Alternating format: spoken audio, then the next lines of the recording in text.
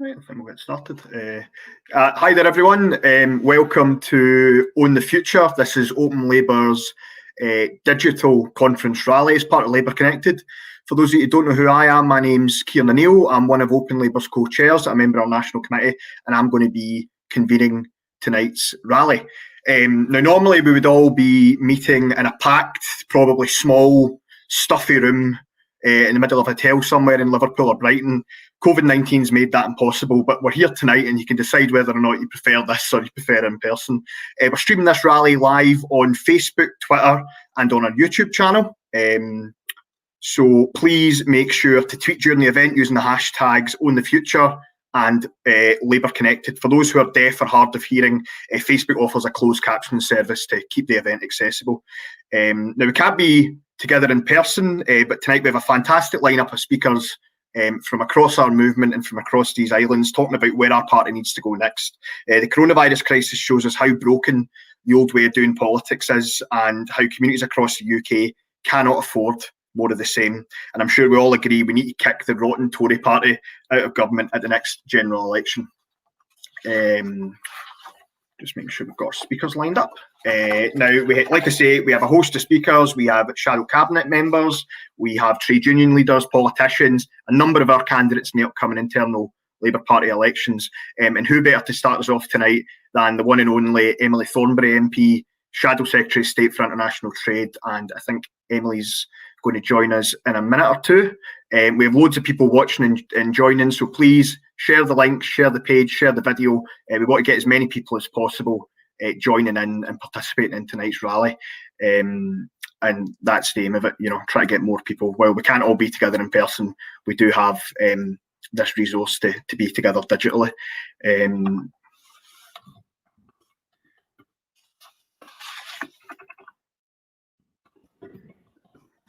please, let's say, make sure to tweet, put on Facebook, share the event going on, tag Open Labour and tag our various speakers. Our first speaker, we have a number of speakers. The event's going to be going on to about 8:30.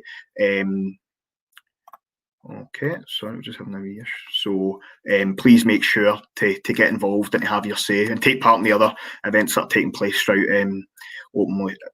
Connected. It's not quite the same, not being in a nice sunny English city, but you know, we'll have to make do. So we're bringing together people from across. And here we have Emily Thornberry, Shadow Secretary of State for International Trade. Thank you very much, Kieran. Sorry about that. I've had a bit of a day with blips on technology, but listen, thank you very much, Kieran. Thank you very much to Open Labour for giving us the opportunity to speak at this rally, and thank you for coming along and virtually being a part of this and making this rally and making this conference such a success. You know, although we're not in Liverpool, I know that we are together in spirit, and from what I have seen in my experience so far of this non-conference conference, there is such energy and unity and a sense of purpose amongst us that I think that it is something that gives us great heart and from which we can take hope. And, you know, if you need to have another reason for feeling positive and for taking heart and for getting hope, I think we need to take a lesson from history. This week, 120 years ago, a cynical and opportunistic Tory government decided to capitalise on one issue, which was the conduct of the Boer War, and have an election. And, in fact, it was the last general election that we've had on a single issue since last December's. And naturally, back in 1900, the Tories won a majority of 141. And I have to say, the newspapers at the time speculated that the Liberal opposition, who had lost 3 elections in a row and seemed to be doing really badly, the question was, would they ever get back into power? I don't know if that seems familiar. But then the next election happened in 1906. And what happened was that it was the worst election result in history for the Conservative Party. They lost 246 seats, and the Liberal opposition got a majority of 130. Now, why? Because the single issue that they had won the election on, which was the Boer War, was a disaster. And the Tory party fell apart. Why? Because they fell out over the issue of international trade. So, if anybody tells you as a Labour Party member that we can't win the next election, then you remind them of 1906 and you say, oh yes, we can. And if anybody tells you that international trade doesn't matter, then you remind them of the worst Tory disaster ever. And you say to them, oh yes, it does. You know, there are many other reasons to talk trade and to talk trade history, but I actually want to talk about today, because it has been now 50 years nearly since we had our own trade policy. And although many of us fought very strongly against the whole idea of Brexit, actually it in a way did bring a historic and momentous opportunity in some ways in 2016. Because as one of the biggest economies in the world, it gave us an opportunity to have an entirely fresh approach to trade. And it seemed to me that we needed to develop 3 priorities about trade 4 years ago. So since 2016, if Labour had been in government, then I think that what we should have been doing, we would have been doing this. First of all, we would be doing the most obvious. We would be preserving all free trade with the European Union and all the rollover agreements. So there are many agreements that we have with other countries around the world because of being part of the European Union. So we would have the basic, we would secure trade, frictionless trade with the European Union as we need as baseline, and then secure the trade with all the other countries that we have trade deals with because of being part of the European Union. It's a no-brainer. And the Tories have had 4 years to sort it out. So where are we? With 100 days to go, we still don't have a deal with the European Union, and we still don't have deals with half of the countries with whom we currently have free trade agreements because of being part of the European Union. They will not be rolled over post-Brexit if we don't get those deals agreed. And it is without doubt an example of utter incompetence, of total economic neglect, and at a time of COVID, when quite frankly, this is the time when we can least afford such incompetence. So that would be the first priority for Labour. And the Tories have been a dismal failure in relation to this. And the second thing would be, of course, that we would sit down with all the other countries with whom we don't have free trade agreements at the moment and negotiate some deals with them. And again, they've had 4 years to do it with 100 days to go. How's that going? They have not had one genuine new free trade agreement with any country anywhere in the entire world during that whole period. Liz Truss the other day said in the House of Commons that her objective after Brexit was to make sure that 80% of our current trade would be covered by free trade deals. So if nothing changes, and if we don't get the deal with the EU, and we don't get new deals with anywhere else, rather than having 80% of our trade covered by free trade agreements, which is what Liz Truss is promising us, we will only have 8% of our current global trade covered by deals. Another catastrophic failure on behalf of this government at this vital time. But the third priority is this, and I talked about an opportunity, and the reason I was talking about an opportunity is that what we should be doing, and we needed to have some vision to do this, but is to focus on issues that weren't a priority when we last had a trade policy some 50 years ago. So issues that weren't priorities in the 1970s when it came to trade, such as human rights or climate change, the labour laws, gender equality, protection of global peace, promotion of international development. But suddenly we have a chance to put those issues at the heart of modern trade policy. As we make trade deals around the world as a major economy, meeting up with other major economies, we could be developing a progressive trade policy and be a force for good internationally. It wouldn't just be about setting financial terms, but it would be about setting ethical conditions as well. For example, we would not be signing deals with South Korea or Algeria or Turkey unless we could make it conditional on them signing up to international rules and standards on workers' rights, against modern slavery and child labour, We would want there to be meaningful penalty clauses if those standards were not met. In relation to Colombia or Malaysia or Australia, we would make a deal conditional on action on climate change and environmental protection, rather than making ourselves complicit in the destruction of the rainforest or the persecution of indigenous people and increasing our reliance on fossil fuels. Can I crave some indulgence here? I'm for Open Labour. I am actually speaking at a meeting on Thursday for Justice for Colombia, where I'm talking in detail about the sort of deal that we should be having, we should be signing right now with Colombia, as opposed to the pathetic deal that the Tories have signed up to. In Egypt or Cameroon or Honduras, we would make it conditional on them taking responsible action on human rights, on democratic freedom. We wouldn't just be signing on the dotted line as they continue to lock up or kill protesters, political opponents and journalists. In Morocco or Brunei or Uganda, we would make those deals conditional on them protecting the rights of women and LGBT plus people, and not through trade legitimizing their hateful prejudice. And every single one of those countries that I have mentioned, the Tory government has already negotiated or is trying to negotiate post-Brexit trade agreements, and not in one single case has made any progress on any of those issues. Indeed, I don't believe that there has been a single case where it looks as though those issues have even been on the negotiating table. And when we're not talking of new free trade deals, we also should be talking about our current exports. And let me make it clear, a Labour government would no longer sell arms to countries like Saudi Arabia to be used against innocent civilians in Yemen, or we would not approve the export of tear gas or rubber bullets to be used against peaceful protesters on the streets of Minneapolis or at the border fence in Gaza. But by contrast, look at the Tories.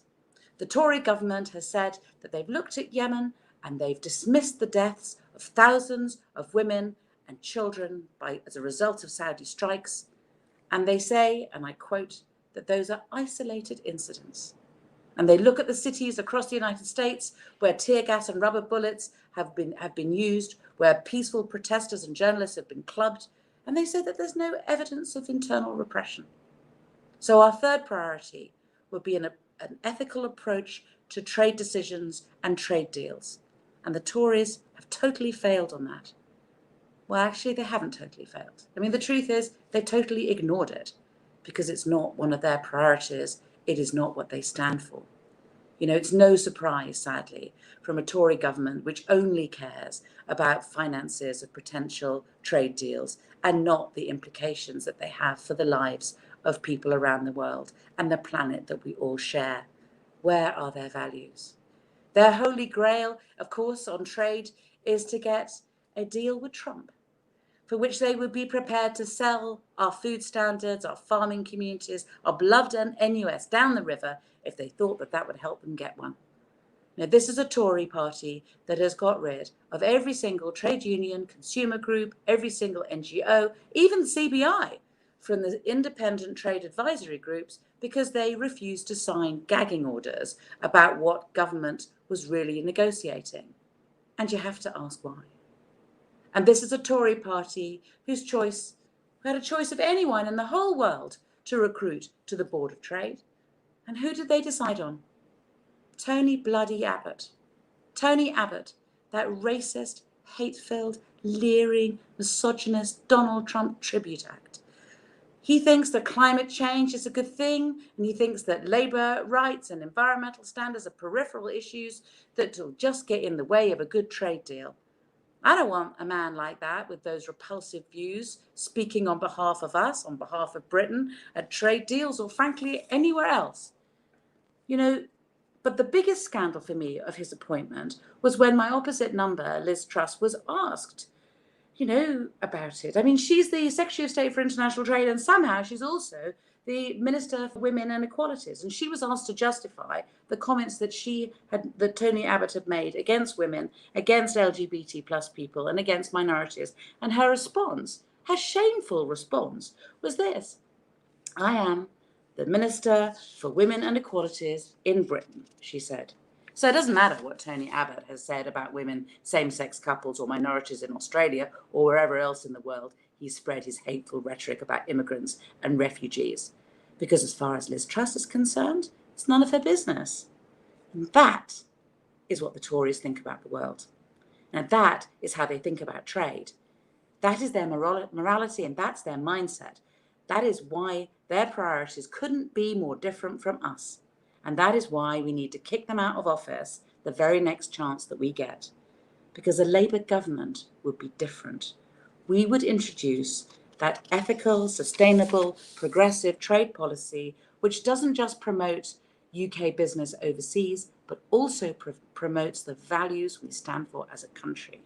A trade policy which doesn't just protect our export markets, but also protects human rights, workers' rights, gender equality, and the environment in the countries where we see them under threat. My friends, we know that we have a mountain to climb to get back into government, and an even bigger mountain lying in wait if we want to change our country and change the world in the ways in which we all dream. But we can always promise one thing. We will never decide it's too difficult to try. And we will never say that now is not the time. And specifically when it comes to trade, we can promise as well that we will never sign unconditional trade deals with dictators on the despicable basis that if British interests are not affected, then British values cease to matter. Nor will we sell bombs and guns to war criminals on the shameful rationale that if we don't, then someone else will. That is the Tory way. We are better than that, and the British people are better than that, and they deserve a government that is better than that. So, my friends, we have a long climb ahead, but with your support and with our combined effort, with the vision, the passion and the unity that we celebrate in Open Labour, we can get there together. We can change what our country stands for, and we can build the better future that we all need. Thank you. Thank you so much, Emily. That was a phenomenal speech, and I think I think people across the party really welcome that clear red water between us and the Tory party. I mean, frankly, I don't think many of us would trust the Tories to run a bath, never mind deliver a trade deal. But it's fantastic to hear that the party is absolutely clear, standing up for an ethical and progressive trade policy. Just to say thanks so much for joining us tonight, and hope you enjoy the rest of your night. But I'm sure a lot of members will be really inspired by what they heard about the party's ambition to deliver that fairness and socialism through a decent trade policy. Thank you so much. Thank you. Our next speaker is Paul Fleming. Paul, who will be joining me in a second, is the General Secretary-elect of Equity, which is a trade union that represents a number of performers across different parts of the arts sector, of course, which has been really badly hit by COVID-19. And I'm sure Paul will take a bit of time to talk about his work in equity and his ambitions for, defending the culture and arts sector. So Paul Fleming's just about to join us.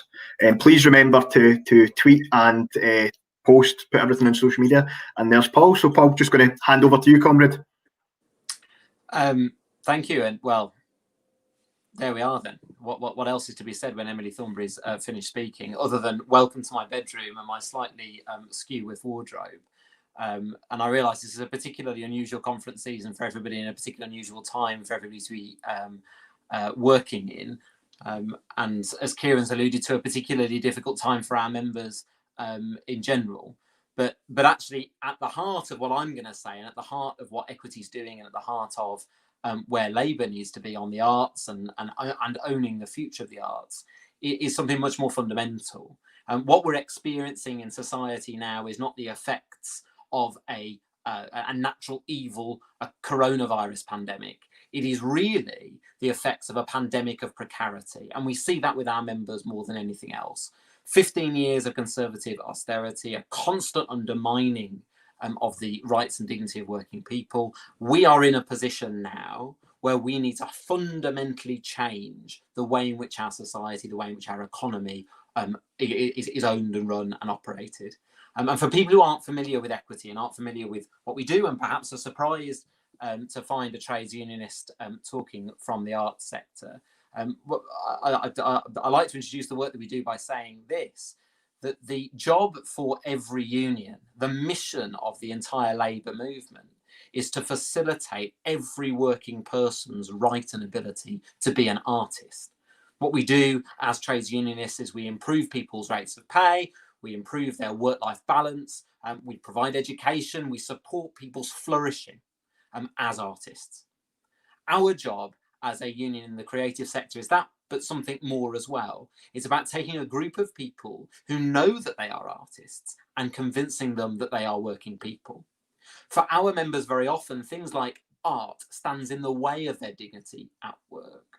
Art, in and of itself, when they're told, you're an artist, you've trained for this, so therefore you'll work for crap money, you'll work for poor pay, you'll cope with sexual harassment, you'll cope with poor representation, you'll cope with having a lower level of exposure because of your race, because of your class. That's all in the good of the art for which you've trained. Our job is to convince artists that they're working people.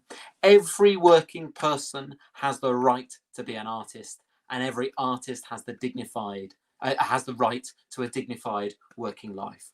And that is at the heart of the way, if we're going to own the future, we must view our movement about a rich flourishing of human beings, and the way in which we must view arts and the artists, the working people, the workforce that underpin it. During my General Secretary election campaign, I used to talk a lot about the Wolverhampton pantomime, and that might sound like an odd thing to do, but I think for me, the Wolverhampton pantomime sums up the battleground where you do that. I grew up in Birmingham. I went to the Wolverhampton pantomime on a number of occasions, one of the finest pantomimes in the country. And I have a vision, let's forget 2020, let's move to 2030, of one of our members going into work on public transport that's free at point of use. They're locally cast, they live in and around the West Midlands. They're able to forge a career as an artist in that community. They turn up at work, engage with their trade union in a building owned and run by their local authority, programmed sensitively to the needs of the community in the West Midlands. And in the auditorium is the Member of Parliament, the Member of Parliament who knows that their community appreciates that building, not just as some white elephant that other people go to, but as a fundamental driver for the local economy, as a space where they're welcome and a space where they're represented, a place that is a beacon for good terms and conditions in their community. And behind them, from our perspective, is a young British Asian family, who've come in and are sitting down in order to come and watch the work that they know is being put on by a unionised workforce. They know that those vulnerable, precarious working people up there on stage are just like them. The mum, she's an Uber driver. She was inspired to get involved with her union because she's seen how our members have got involved with I Aspire, a seat on the governing council of the BBC, determining how that work works. She understands that actors are vulnerable, precarious members of the gig economy, just like her. And their dad, he's working in the care sector. He knows full well that those actors down there on stage are with him.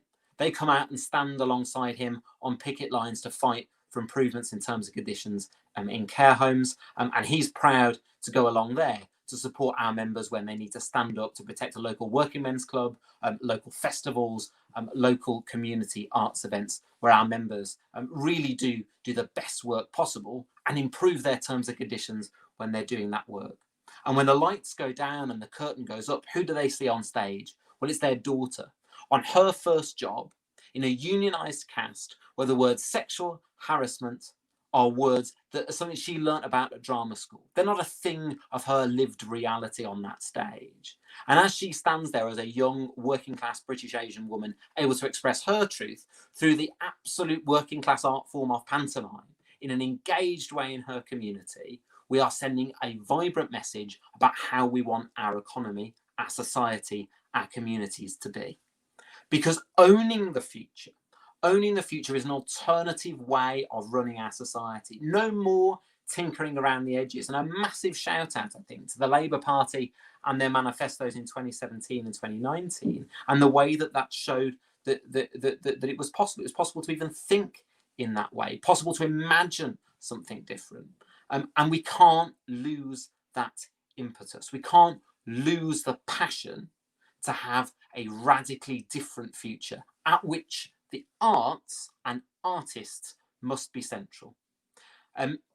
From the perspective of our members, and as we emerge from coronavirus, as we emerge from this crisis, what do we need to see? Well, we need to see increased arts funding. Of course we do. We need to at least meet the European average of arts funding. But we also need a structural change in how that happens. And I really hope that Open Labour members, that particular members of the Cooperative Party who are listening now, are thinking, wow, what an opportunity that this presents us to regionalise and democratise the decisions we make in the arts. The Arts Council shouldn't be centralised functions, bureaucratically operating in London, Edinburgh, Cardiff and Belfast. They should be out in the community with audiences and artists deciding how that money is spent, making sure that local artists have that work and that local audiences are benefiting from it and experiencing it. It means fundamentally that TV and film studios, an enormous east-west divide in this country at the minute, the east coast of this country desolate of meaningful TV and film production, except for Channel 4's announcement in Leeds. The west coast, excluding and going around Birmingham and the Midlands, from Manchester all the way down, and then a weird skew around London, richly provided for. We have to spread that out. The only way that can be spread out is if the government is intervening to build TV and film studios in order to make sure that the work that we see on our screens, as much as on our stages, are reflecting communities, classes, experiences of modern Britain.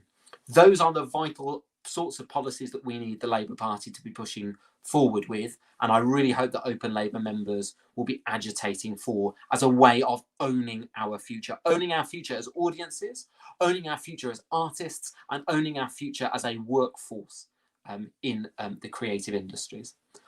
I'm desperate, and I stood on a manifesto to become Equity's General Secretary, to see reform at the BBC. And reform at the BBC cannot be us saying we want a little bit less of what we got now and a little bit more of what we had before. It has to be about making the case to people that it should be owned and controlled once again by its workforce, whether they be performers, technical staff, journalists and others, or whether it be the audiences and licence fee payers themselves. That's the way to restore confidence in the BBC, a democratised, cooperatised, regionalised BBC. And that is the challenge that's placed to all of us within the Labour movement, within the Labour Party, within the trade unions, as we come up to the next round of charter renewal. And why is it important? It's important, of course, because arts are a vital part of our society. Art for art's sake is important. But let's think about two other things too. The value of the arts to the economy. For every £1 spent and invested by government in normal times, the arts are returning live performance, specifically, returning £5 to £8 into the economy. If you think about what's driving the nighttime economy, driving bars, restaurants, pubs, in the town and city centres across this country, it's very often the work that our members are creating. At a time like this, that is even more vital than ever before. So investing in the arts is about investing not only in a strong multinational approach to the British economy and the macro of the British economy, but also contributing to local economies, our local communities as well. That's why it's important. But it's also important because the way it influences every area of our modern life, every area of political policy. Let's stop talking about the arts and the work that our members do as art for art's sake, or just a good bit of the economy. It's at the core of tackling loneliness. It's at the core of tackling a lack of social cohesion. It's at the core of mental health. It's at the core of our foreign policy. Downton Abbey, no matter whether you like it or not, is more influential in terms of Britain's standing in the world than the nuclear bomb. It is a way to project important progressive values to the world and make a statement about who we are. So let's make sure that that work is not just Downton Abbey, but diverse and inclusive, and speaking a new truth, a progressive truth to countries around the world. Let's shift it from bombs to broadcast. That is the vision that we should have. And it's not just about me coming to the Labour Party, coming to the Labour movement and saying, this is what we need from yourselves. It's about us coming and saying, well, this is what you can help, is what you can learn from us, and this is how we can support you too.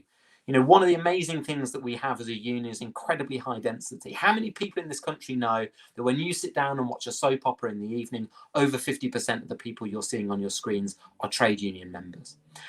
How many people know that when you watch a regional touring musical, that 75% of the performers on that stage are trade union members? Watch a West End musical, 85% of the members on that stage are trade union members. Go to a subsidised theatre production. Well, there are many subsidised theatre houses which are essentially de facto closed shops because people choose to join their union. That is an incredible message to send. And as a union, I'm phenomenally proud that I can say that basic rates on our union agreement have risen 74% over 16 years in subsidised theatre at a time of austerity. That's us standing up and fighting for not only working people, but working people who are part of the gig economy. Freelance, precarious working people who we are delivering the goods for. There's a lot that we need to do as a union to change and improve, and there's a lot about members' terms and conditions that need to be affected. But those are lessons about how we organise, whether it be Uber drivers, contracted out workers in local authorities, contracted out workers in the National Health Service, or people in new and emerging gig economy industries.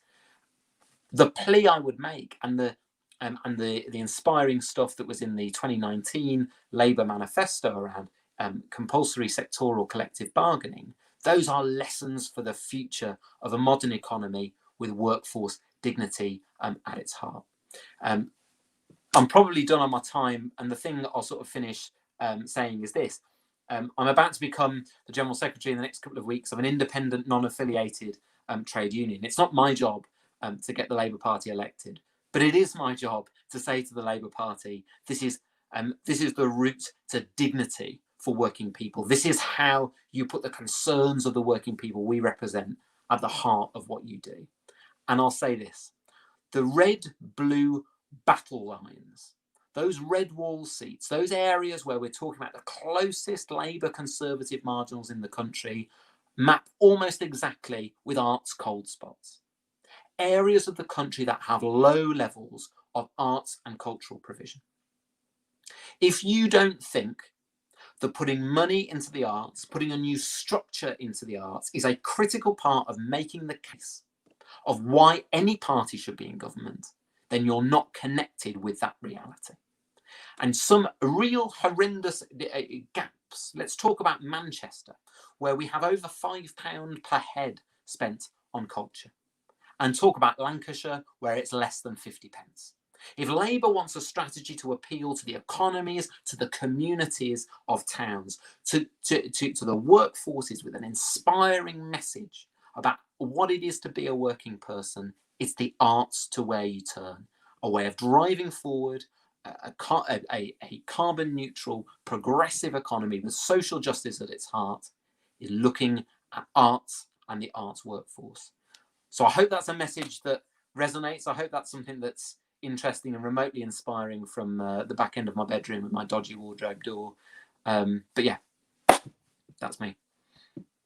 Yeah, that's incredibly inspiring, and it's absolutely fantastic about what the Equity are doing, and I think the organisation's in very much safe hands when you take over the role as General Secretary. And it's a good role for Labour to remember. We don't just fight for bread, we fight for roses too, and the arts are absolutely crucial to that. So thanks so much, Paul.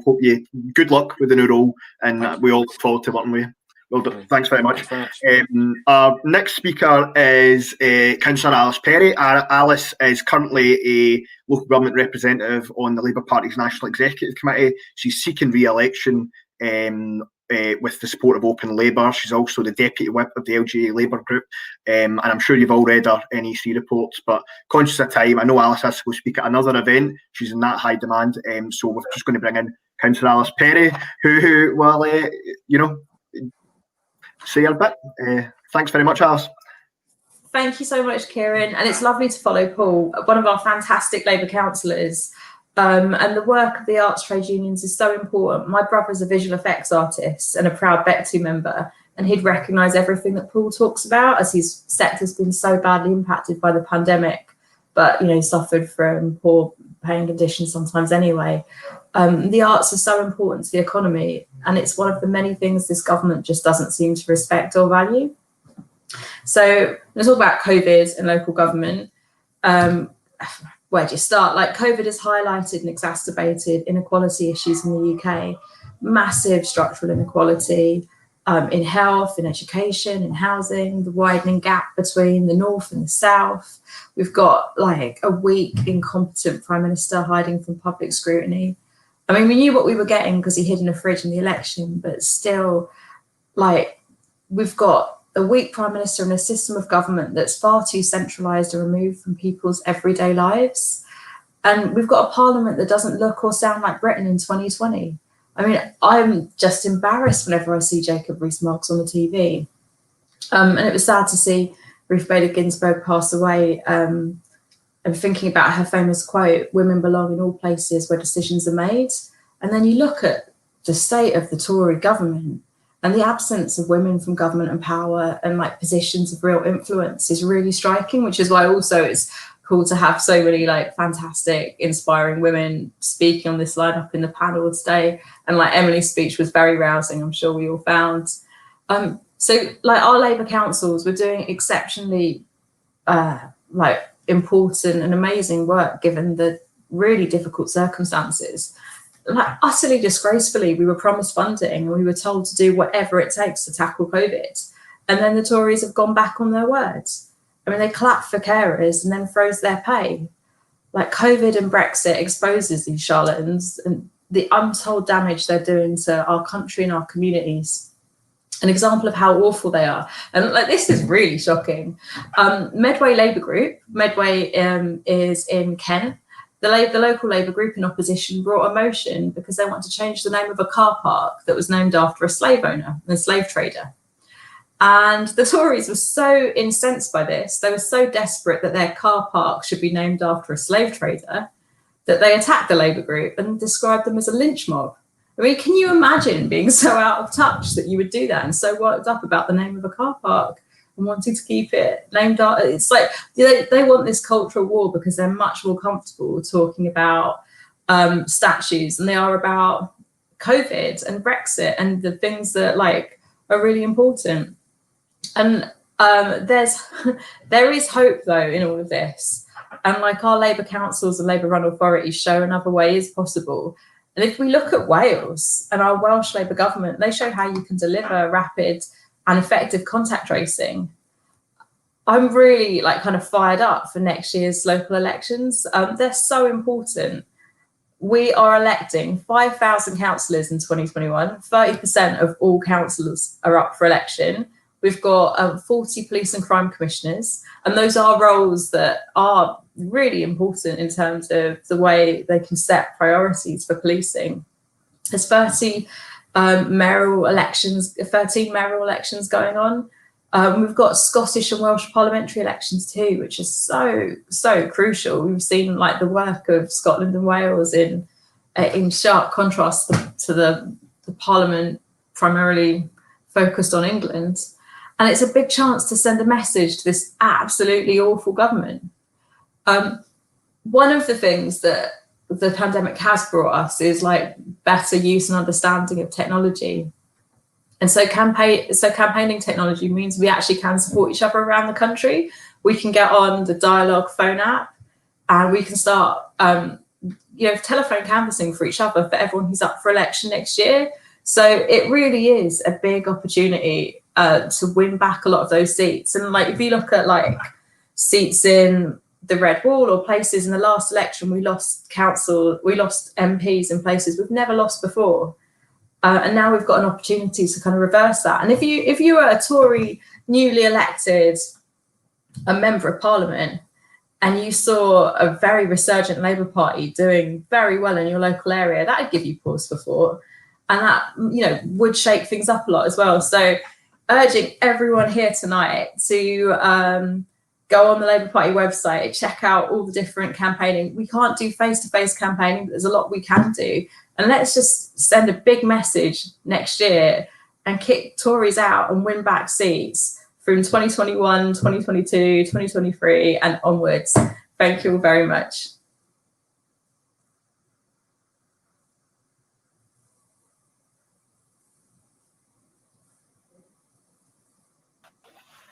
There we go. Sorry, technology wasn't there. Thanks so much for that, Alison. You're completely right. Next year there is an absolute bumper crop of elections, and the work of local councils, whether Labour councils and government and administration or in opposition, is crucial.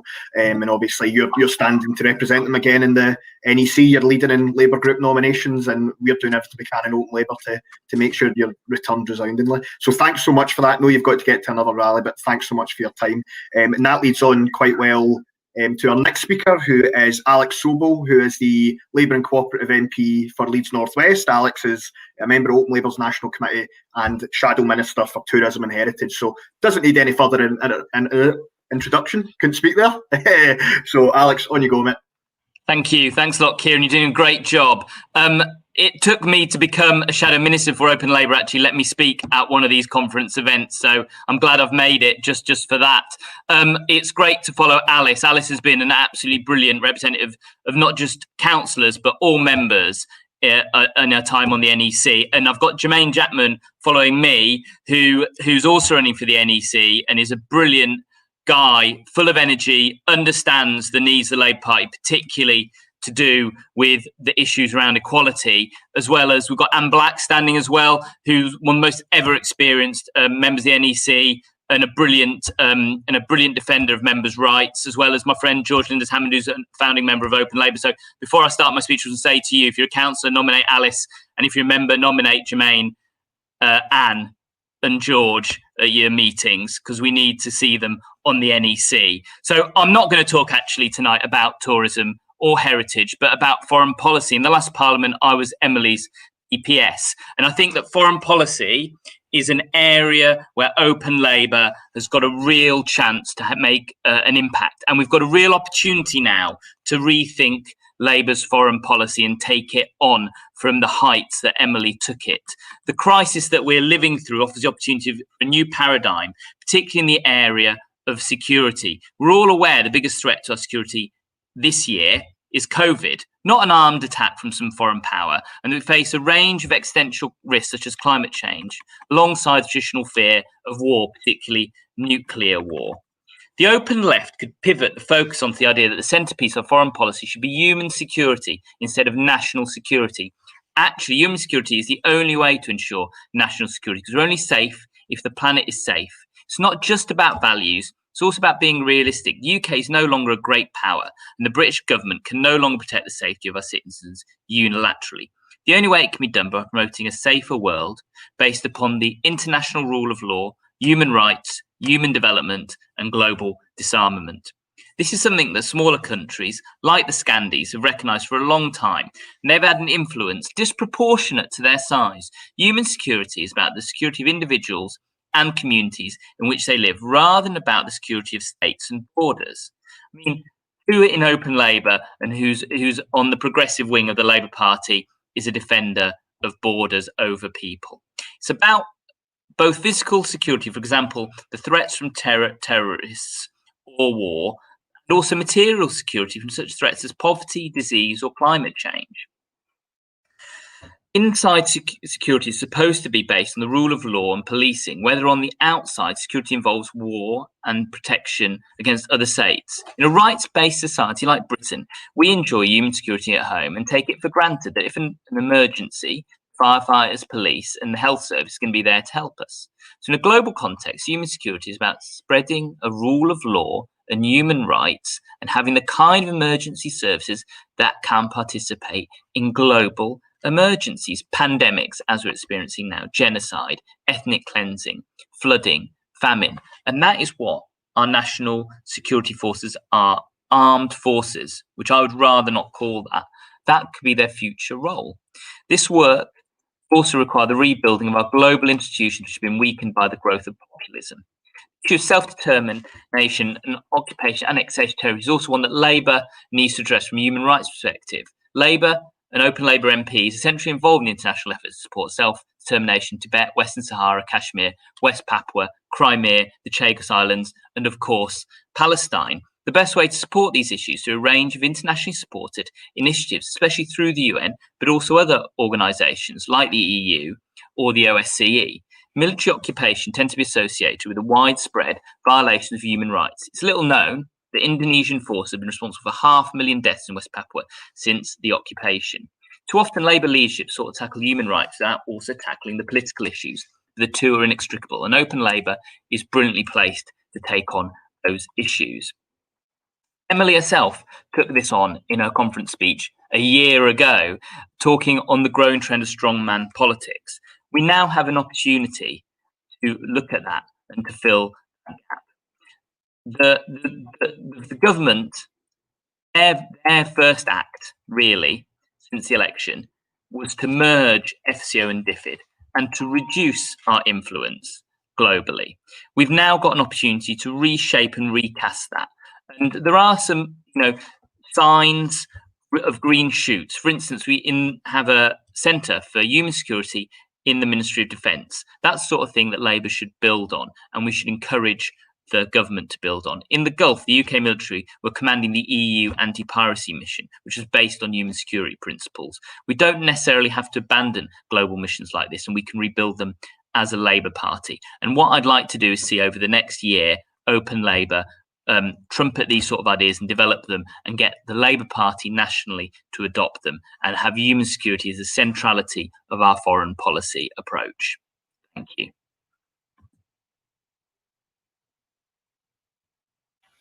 That's brilliant, Alex. And since you're so brief, Open Labour might have you back to speak at a future event. That's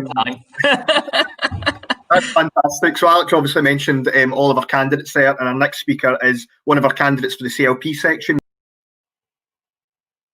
Taking off. Oh, I'm back. There we go. Our next speaker is Jermain Jackman, who's standing to be a CLP representative of the National Executive Committee. Many will be familiar with Jermain's activism, and he is trying to break a glass ceiling, the fact that a black man's never been elected to our party's governing body. So don't need to give any further introductions to Jermain. Here he is, so fire away, mate. Thank you so much, and it's great to be here, and it's great to be speaking on such an amazing panel. I remember actually canvassing in Emily Thornberry's constituency many years ago, so it was great to see her and hear her speak. And thank you so much, Kieran and Open Labour, for allowing me to speak today. When we listen to some of our representatives throughout this online conference, and when we get talking to members around the country, when we hear the pitches and the pledges from NEC candidates, even myself, we will all say, and we can all agree, that we need a radical Labour government. That's unquestionable. There's no doubt about it. However, the journey to get there, so how we get there, is of equal importance. And that also needs to be looked at and spoken about. That journey needs to be one that's anchored in its socialist values, ensuring that anti-racism is at its core. The journey needs to be one of democratization, where the power of decision-making is returned to the members, the grassroots, activists on the ground, so they can have real and meaningful stake in decision-making. The journey needs to be one of accessibility, where our members are able to participate no matter their disability, no matter their childcare commitments, no matter if they're a student or not, whether their university campus is in Leeds and your home CLP is in London. It's vital that every member is involved in shaping policy, strategy, and our campaigns. But that word, involved, is such an important one. The word involvement. How do we get and keep members involved? How do we help our members to feel involved, to feel they belong? How do we make our movement more inclusive, truly inclusive? Because I'm going to be honest with everyone here and everyone listening on YouTube, that many members, especially the most marginalized, have been made to feel unwelcome. And we haven't been as inclusive as we should. And we need to own that. We definitely need to own that. Members across our party have not worked and been active in the spirit of comradeship and socialism. That goes for members across our movement. We've seen forms of racism run rife within our movement, especially targeting our Black members, our Muslim brothers and sisters, and our members, and Jewish members too. We've seen transphobia continuously rear its head and go unchecked. We've seen the Gypsy, Roma, and traveller community face unprecedented levels of inequality and discrimination in our own movement. I've had the privilege of meeting and speaking with Labour GRT, the Labour Campaign for Trans Rights, Labour Black Socialists, and I've heard the struggles that they face. And we haven't been inclusive enough. We haven't been as inclusive as we should be. Again, we need to own that. We can't deny it. We shouldn't deny it. We need to own it. And with the same energy of owning our past, we need to own our future. A future where we can all work together to be more inclusive. And I'm talking about no more talking about it, but being about it. Acting it. Living it. I'm not much of a talker, by the way. I'm more of a doer. And I do things. And I want to encourage everyone listening here today, when you go away and you talk to other members, we need to be working towards a more inclusive movement. I remember my home CLP, Hackney North, the best CLP, Hackney North had stopped me into Diane Abbott being our local MP. And we actually did a BAME takeover. Our BAME forum did a BAME takeover, and all the motions were BAME motions and related to BAME struggles and the plights of Black and ethnic minorities, the discussions and the debates that we had, it was all led by ethnic minorities. Those are some of the ways in which we can make our movement more inclusive. And that could also work with a youth takeover, women's takeover, LGBT takeover, disability takeover. How do we ensure that the most marginalized in our movement, the ones that we don't tend to hear from, are able to participate and are able to have their voices heard, and we're able to understand some of the challenges, the barriers, and the plights that they face? That's what inclusivity means. Inclusivity means implementing the changes to Chapter 14 so we can have BAME branches in all of our CLPs around the country. Inclusivity means implementing the recommendations of the Democracy Review. Inclusivity means a zero-tolerance approach to all forms of racism, discrimination, and transphobia. Inclusivity means not just working on representation and having Black and brown faces in great places, but also understanding the struggles that they face and the communities that they come from, so we're able to speak on their behalf as well. You can't expect me to try and challenge and fight all the issues and the inequalities that face young Black men. I need my comrades beside me. So we need to be able to understand the plight that they face also. Inclusivity means expanding the successful Bernie Grant's and Joe Cox leadership program, ensuring that all of our members, whether you're women or ethnic minorities, feel empowered and to rise up the ranks. Inclusivity means championing and voicing the views and concerns of grassroots comrades and our most marginalized of communities, and embedding ourselves in those local communities. Inclusivity means putting aside those nasty, nasty arguments that I've been seeing over the last couple of weeks. We must be uncompromising in our efforts for social justice, equality, and peace. However, in our plight, we need to learn how to disagree agreeably and constructively work together. There's more that can be done from our formal party structures to the unwritten culture within our movement. But I think we can all agree that we need to work together to create a more inclusive movement. And that's been one of my focuses. When I ran in the NEC BAME rep, I saw how young Black men especially felt marginalized and sidelined. So I helped create the 1987 caucus. a space for young black men to share ideas, to be active, to encourage one another. One of the young black men in that group just got elected BAME officer in his local CLP up in Manchester. And that's what it's all about. How do we support and encourage and empower one another? How do we actually start to turn our movement into an actual family? That's what it's all about. That's what we're all about. So let's work together to make a more inclusive movement. Thank you so much for having me.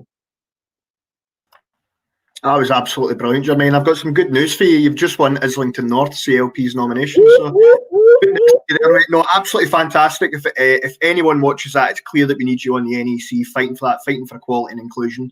And you know, it's not just a fight for you; it's a fight for all of us. And Open Labour's completely behind you, mate. And looking forward to making sure we get you elected in a couple of weeks. But thanks so much for your time, and enjoy the rest of your night. Okay, slight detour from the NEC campaign. Our next speaker is another trade union leader, Dr. Joe Grady, who is the General Secretary of the University and College Union. It's University and College, right? I've got that right, haven't I, Joe? Wonderful. So Joe is obviously the leader of that union, which obviously represents staff working in tertiary and higher education. So just, I don't need anything more from me. Thanks so much for coming along, Joe, and all our members are dying to hear what you've got to say. You're welcome, and yes, I can confirm I am not running for the NEC. I think before I start, I just want to really echo some of what Jermain just finished with, and really offer solidarity in particular to our trans siblings and anyone feeling really exhausted and demoralised right now by this government's recent statements on the Gender Recognition Act. I think Jermain offered some really important messages there about inclusivity.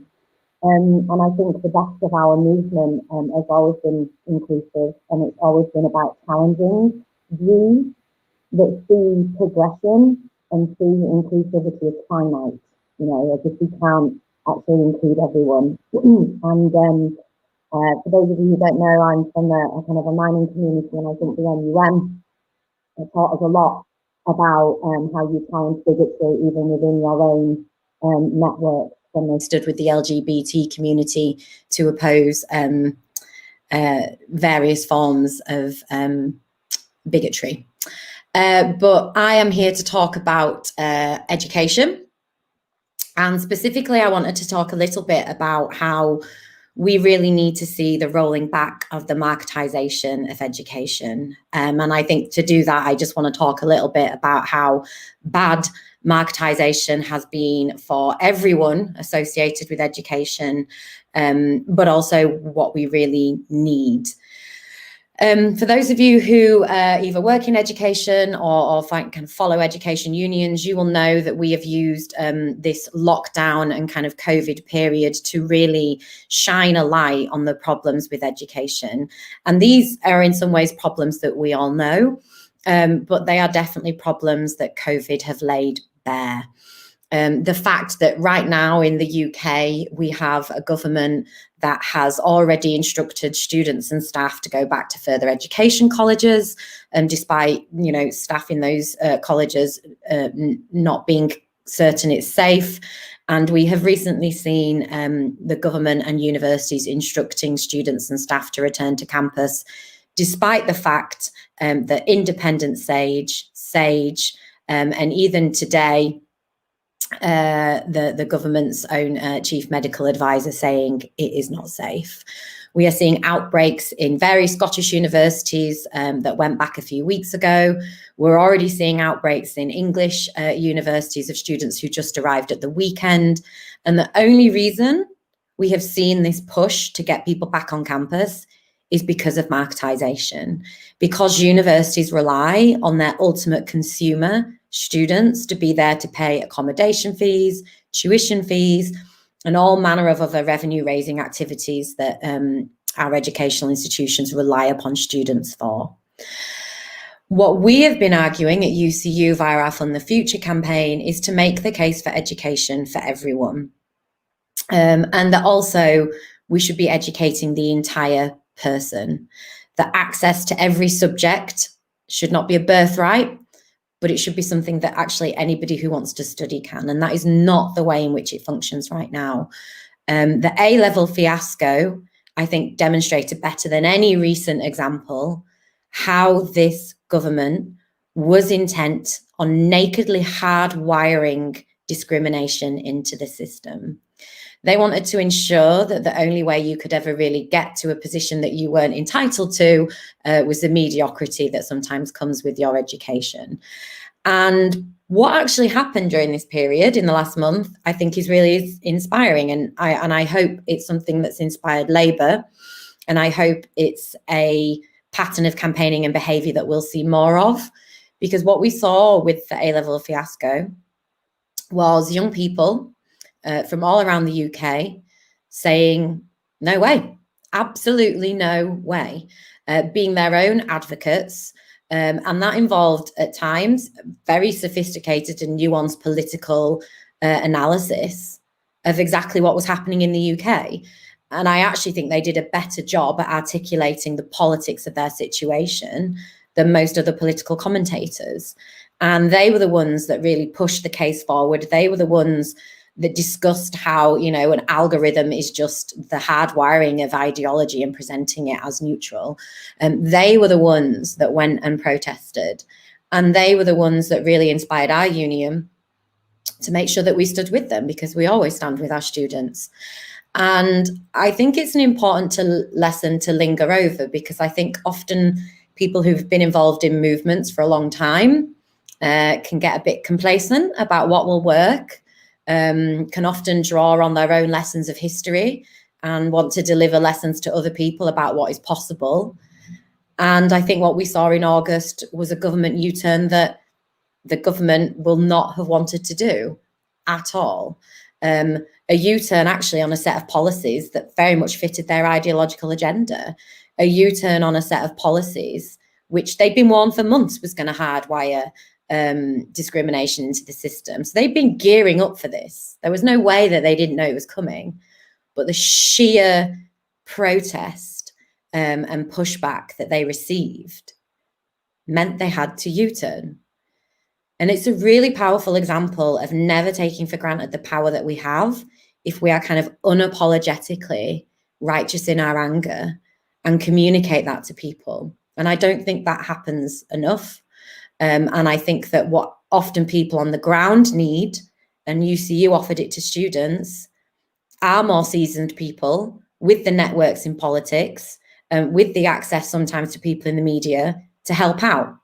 So that doesn't mean you have to run a campaign for people, but it means you have to be unapologetically supportive when those people come and knock on your door and say, help us, we need you. And for me, that's what I would always want and hope that Labour would be. And that when a group of workers, a group of students, a group of other activists come and ask Labour to help them, particularly on policy issues that Labour has firm and strong policy on, that they don't close the door and that they do stand with them. So I think that's really important to say, because I think when it comes to policy, when it comes to what a democratic and kind of cooperative further education, higher education, adult ed, and at UCU we also provide prison education, I think probably most of us in this sort of virtual conversation, we probably know what that looks like. And we probably know what a Labour programme for the next general election should look like and include. So it should be free, without question. It should not be market driven. It should actually involve dignity for staff and for learners. It should be very much embedded in a lifelong agenda. Put learners first and not labour market demands. Listens to staff, is a public good, expands minds and life chances, and, you know, doesn't fetishize academic content to the detriment of vocations. They're just some things. And there's absolutely no reason in the UK why we cannot deliver this. You know, there's no reason right now. It's so frustrating to anybody who delivers education that we are locked in this unholy war with a government intent on getting everybody back in the classroom, when we can look across to people in other areas of Europe where this market system doesn't exist and everybody's been able to actually have an all hands on deck moment to make sure that teaching is as good as it can be in this pandemic. And there's no reason we can't have that in the UK, but we need people to come together and really champion it in a way that we saw in August when we did that for young people in A-levels. And I think this is the crucial point, really. And I think the campaign that UCU is running right now in colleges, but it's resonating more in the public mind in universities because of the sheer amount of people shifting around the country. People do understand universities. They do understand colleges. The industrial action that UCU has been involved in for the last 2 years at both FE and HE level shows that when you speak directly to people who live in university and college communities, they know how important they are. They know that work there isn't a kind of an ivory tower elite profession. And I think sometimes we tell ourselves stories that the communities that we live in and the general public don't care, but they do. And I say this because we have the resources to deliver a properly funded education system. I am convinced from the campaigning that we do as a union that we have the public support and goodwill. Now, when you look at Labour policies, Labour have really strong policies, really, really strong. You know, Kate Green was talking last week about a holistic approach to FE and HE, not allowing that divide to be there, a national education service, a real commitment, an impressive and strong commitment to lifelong learning. You know, they talk about vocational equivalents for higher national certificates and diplomas. And from our perspective, we were so pleased in the last general election to see a commitment to ending casualisation of employment, which is rife in academia and in colleges. We were so pleased to see those things. But, and I think this is the question that this fringe event is really going to have to grapple with, and the Labour Shadow Cabinet are going to have to grapple with. Policies on their own don't get adopted without people. People organising, people educating each other, people inspiring each other and motivating each other on the ground and saying that these are the group of people we need to elect because we believe in them and we believe that they want to help us make our sector better and eradicate all of these awful things that are literally at this moment in time making people sick, making people ill, are probably going to lead to a spike in hate crimes against students in university cities, are definitely going to lead to staff getting unnecessarily ill. These are the things that we need Labour to respond to with us all the time, but particularly now during this pandemic, making a really strong case for precarious workers like we saw in that Labour manifesto. And I've been using an Arundhati Roy quotation a lot. Larissa Kennedy, the NUS president, inspired me to start using it. And you'll know that Roy talked recently about the pandemic being a portal, and we really need to think about what we want after that. And what I would argue is now is the time for bold vision and not to shy away from that. This government is putting people's lives in danger, and they are doing it because of a blind adherence to a broken market model, which they are intent on making working people sacrifice their health for. We should be unapologetic about shouting that from the rooftops and shaming them, because every scientific advisor that they've employed are saying the same things. This is not data-driven. This is going to lead to unnecessary deaths. So that's really what I kind of want to end on, because good policies are good policies. But if you want people to believe in you and that you enact them, then you really have to bring people along with you. I was born in 1984. I was the first in my family to do A-levels. I went to Wakefield College. My local authority was the pilot area for the educational maintenance allowance. It's the first in my family to go to university, and needless to say, the first to get a PhD, and probably will only ever be the only person as a general secretary. The reason I say this is I wouldn't have probably got A-levels or at least gone to university if it hadn't been for a new Labour government.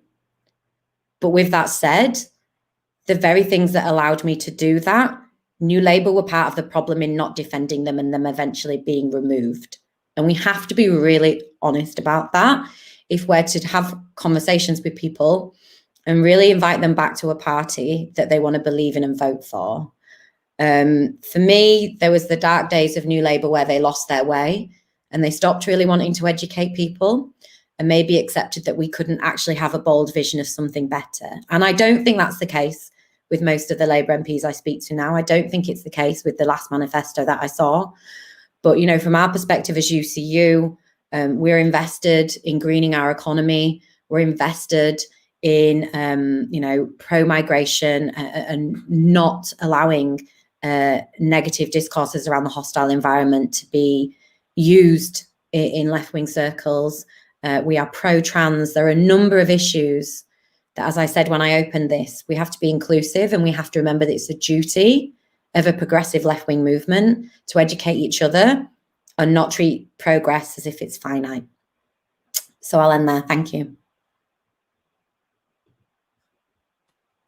That's amazing. Thank you so much, Jo. And you're completely right. Education isn't a commodity; it's a right, and it is transformative. It's the only thing that, you know, helps, you know, a lot of working class kids get. And I think the work that UCU are doing, particularly in casualisation, I know the UCU branch at University of Glasgow have done amazing work in this their report.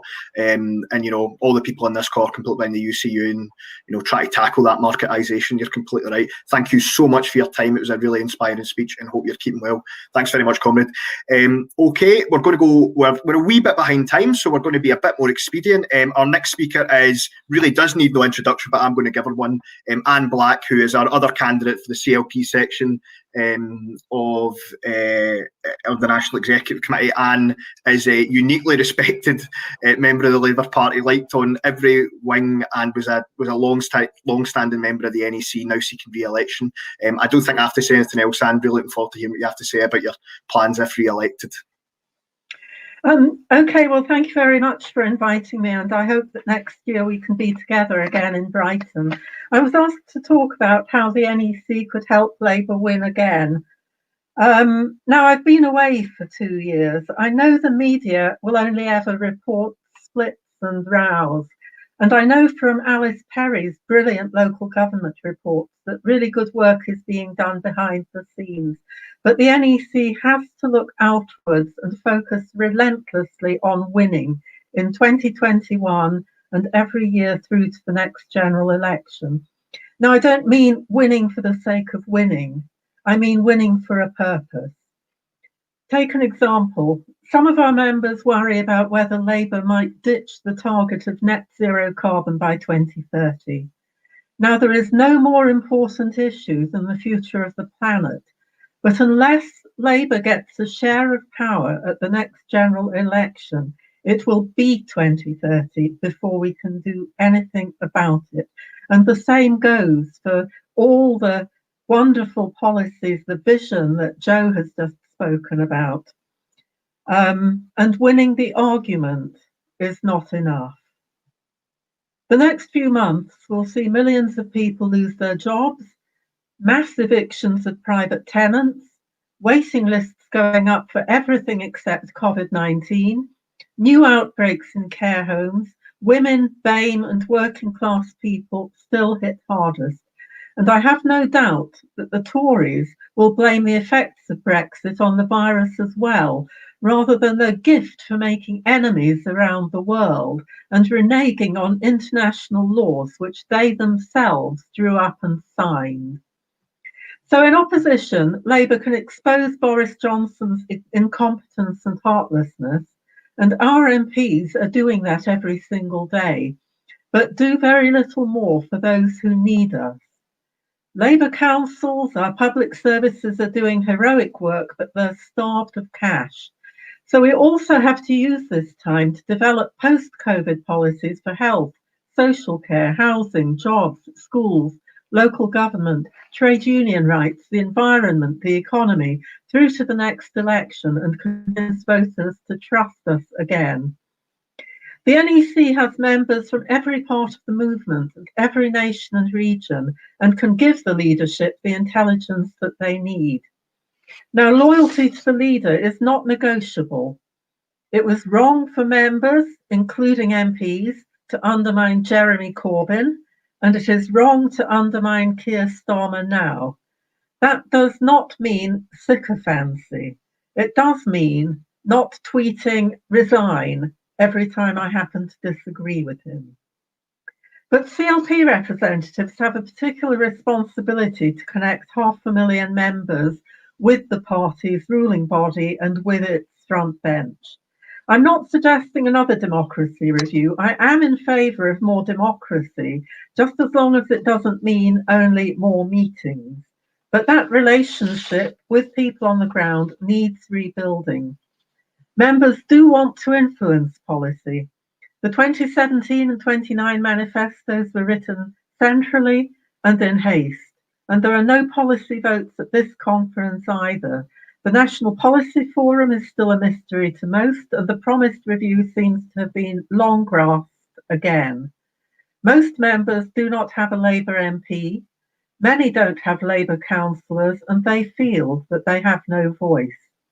There is little good about coronavirus, but moving online, Labour MPs and NEC members can visit every CLP in the country, and we should.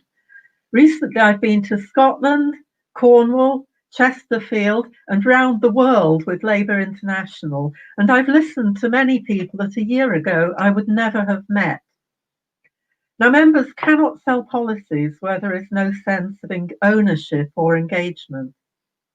During lockdown, men have been active as street champions, in food banks, in their communities, but local party activity has often seemed to be in spite of, not because of, the National Party. The NEC should start telling members what they can do, not what they can't do. Until it's safe to knock on doors again, we have to campaign by phone, by social media, reaching out any way we can as we approach the elections next year.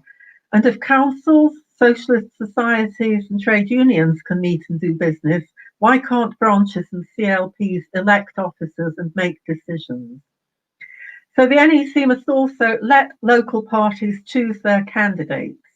When the 2019 election was called, not unexpectedly, dozens had candidates imposed by the NEC for the second time in 3 years. This is not okay. Selection processes need to be democratic but manageable, and while no Labour MP has a God-given right to a permanent seat, removing Tory MPs should come first. The NEC must give local parties a bigger share of membership subscriptions. The current system is 10 years old and not fit for purpose. The NEC promised a review in 2018, and if I'm elected, I will make sure that that is delivered so that we can afford to organise and campaign on the ground. The NEC must deal effectively with complaints, including independent processes for sexual harassment, and maybe some other areas as well. Members are still prevented from standing as candidates because their cases are taking years to resolve. Justice delayed is justice denied. But some complaints involve personal or factional antagonisms, and no rules can make people be nice to each other. How do we tackle a toxic and polarised culture where active members stay away because they find meetings so unpleasant?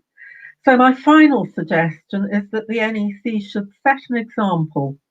Start from the position that everyone has the right to be heard with respect, listen to what they say, and decide on the basis of facts and arguments, not on prepared lines and pre-meeting caucuses. As Jermain said just now, we need to learn again to disagree agreeably. If the NEC itself can model good behaviour, perhaps that will finally help us to bring in the kinder, gentler politics which Jeremy promised us all 5 years ago. Thank you.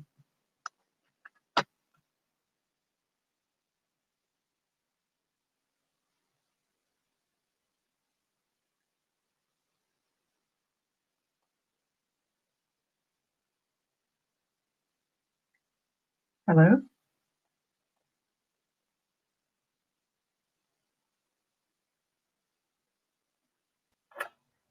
There we go. Sorry about that, Anne. Left you hanging there. Just a wee technical blip.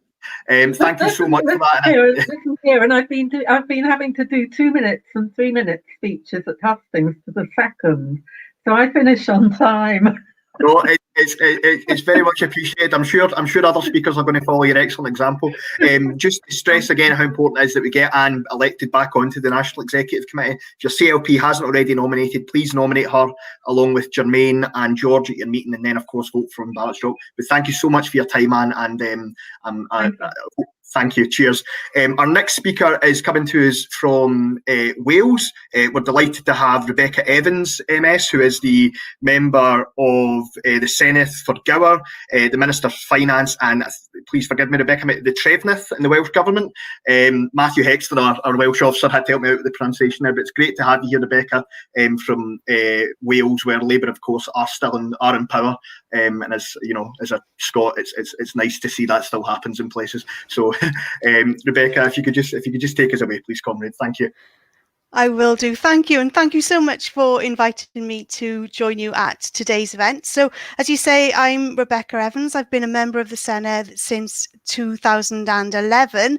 And in that time, I've been really privileged to hold a number of posts in government. I started off as Deputy Minister for Farming and Food, then became Minister for Social Services and Public Health, then Housing and Regeneration, and now I'm Cabinet Member for Finance and Trefnydd. So the Trefnydd is our Welsh version of the Leader of the House role. So as you can imagine, I have plenty on my hands at the moment. But as you say, Wales is the only part of the UK now where we're in government. And I think during the pandemic, the people of Wales have really seen the value of a Welsh Labour government and the difference that this makes here in Wales to the people and their lives and the way in which we've approached the pandemic. So over the last 6 months, we've been faced with taking decisions that we never imagined that we would have to take, decisions that we wouldn't have wanted to find ourselves in a position having to take.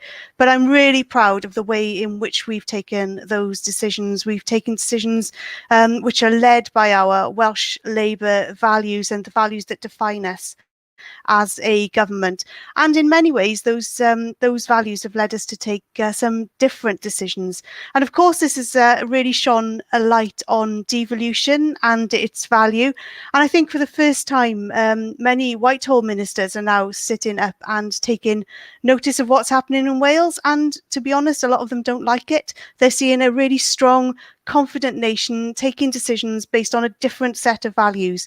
And as a result, we're now seeing the UK government seeking to claw back powers from us here in the Senedd and the Welsh government, which is of huge concern to us. So I thought with that in mind, I would just talk to you very briefly about some of the different decisions that we have taken here in Wales during the pandemic. The first being around free school meals. And of course, in Wales, we didn't need Marcus Rashford giving us a huge campaign, an important campaign on free school meals for children during the summer holidays, because we took that decision really on in the pandemic that we were going to support those families throughout the summer holidays with that free school meal provision. And as one of the speakers spoke earlier about the importance of our different approach to the test and trace system here in Wales as well. So we didn't go for an outsourced model. We decided that we would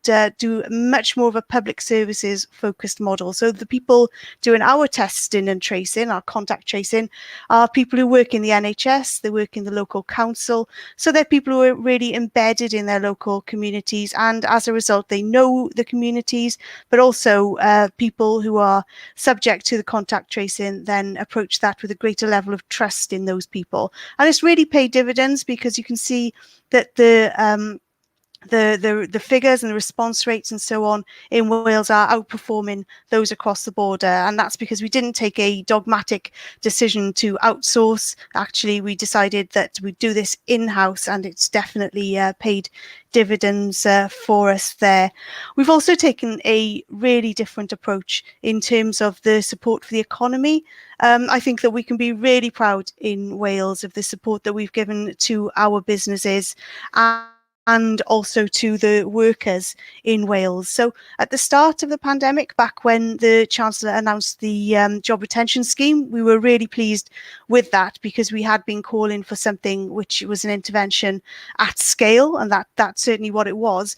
But I don't think that that alone could give the kind of approach in terms of target support where it was most needed. So I know the Shadow Treasury team have been doing an absolutely amazing, sterling job holding the UK government's feet to the fire in this regard, to try and get more support to those businesses and to those workers who need it most during what has been an incredibly difficult time. We talk always about the health crisis, but actually it's an economic crisis as well. So in Wales, we took some different choices. On rate relief, for example, we capped that to ensure that some of the largest businesses didn't get the full rate relief that other businesses had. So I'm talking here in many cases about large supermarkets, which did very well during the start of the pandemic. So they didn't receive the rate relief. That meant that we could move that money to support small and medium-sized enterprises instead. And so 2,400 businesses were able to be supported through that. We set up the Economic Resilience Fund, and that is a fund with £500 million in Wales to support businesses. And this is completely over and above anything else that's available across the border. And we did this by repurposing and reprioritising money from across government. We've supported tens of thousands of businesses with that, and we've just had the latest figures which showed that that fund has already saved 100,000 jobs in Wales, which I think is an incredible achievement, and it does speak to the kind of values that we have about keeping people in employment, but also making sure that that employment is good employment. So when businesses benefit from Welsh Government support, they have to sign up to our economic contract, and that's about respecting workers' rights and about taking action on decarbonisation and so on. So we're seeking to leverage the support that we're offering to businesses as well. So in Wales, the latest figures from the ONS show that 34% of businesses have received some kind of Welsh or UK government support. In Scotland, the figure for support is 21%, and across the border in England, it's just 14%. And I really think that that speaks to the added value that devolution brings, and the choices that we've made as a Welsh government have also brought. Another place where we've taken different decisions and made different choices was the recently announced stamp duty land tax holiday across the border in England. So in England, that applies to properties up to the value of £500,000. We took a different approach here in Wales, so the limit is £250,000. And also we're the only part of the UK which hasn't extended that tax holiday to people who are buying for buy-to-let purposes or holiday homes, for example, because our priority here was to support people who might be struggling to move house or to buy their first house. So again, this is speaking to the different kind of values that we had. And because we took that decision to take out properties over £250,000, to take out landlords from that, we were able to free up £30 million, which we're now investing in social housing as part of our approach to supporting people to access a good quality home here in Wales. And we made a pledge at the start of this assembly that we would build 20,000 new homes, and we've kept that pledge. And by the end of this assembly term, and you've heard people mention we have our elections next May, we'll have kept that promise and the other promises which we were making on the doorstep in Wales around things such as business rates relief, around doubling the amount of money that people could keep before paying for care in Wales, around a childcare offer which would be the most generous in the whole of the UK, and around creating a new treatments fund to ensure that people have access to new drugs as soon as they possibly can. So I think it's really important that we can demonstrate when we get back out on the doorsteps, if we can get back out on the doorsteps, but certainly through our correspondence and our social media at this point, that when Welsh Labour makes a promise, Welsh Labour keeps that promise. And I think that's really important. Also important in terms of our guiding light really for decision making is the Wellbeing of Future Generations Act. And this act compels us and all public bodies in Wales to be considering the impact of our decisions today on the future generations. And that leads to really a greater weighting for things such as equality, for climate change and so on. And it helps us make some long-term decisions which are more sustainable. And that's really important. The head of sustainable development in the United Nations has looked at Wales and our Wellbeing Future Generations Act and has said that where Wales goes today, other nations will follow tomorrow. And I think that again speaks to us leading and doing things differently in our Welsh Labour way here in Wales. I think that a crisis really tells you a lot about people. We've all learned a lot more about our Prime Minister, but we've also learned a lot more, I think, about our First Minister here in Wales. And people in Wales have had great exposure to Mark Drakeford, and they've seen him for what he is, a really compassionate, clever, considered man who's making the decisions for all of the right reasons here in Wales. And he's a serious person for serious times. And I think that really does contrast hugely with what we see in number 10. The crisis has also, I think, revealed the chaos not only at the heart of Boris's approach to COVID, but also his approach to Brexit. The plans for post-Brexit UK has achieved something incredible. It's managed to unite 5 former Prime Ministers. It's united Wales, Scotland, Northern Ireland, the USA, both Democrats and Republicans, all against their current plans, which I think is quite an achievement. And that's, of course, before we even get to our closest trading partners in Europe as well. So the internal market bill really does trample all across the devolution settlement. It seeks to take decisions that we've already been taking for 20 years here in Wales, and it really is difficult from a finance and public spending perspective to think of a bill which could be more damaging in just 2 short clauses. So we know that in Wales, Labour wins when we stand up. So we will be fighting this attack on devolution really strongly. And, we look to you to help us with that. And as I've said, we face that election in May next year.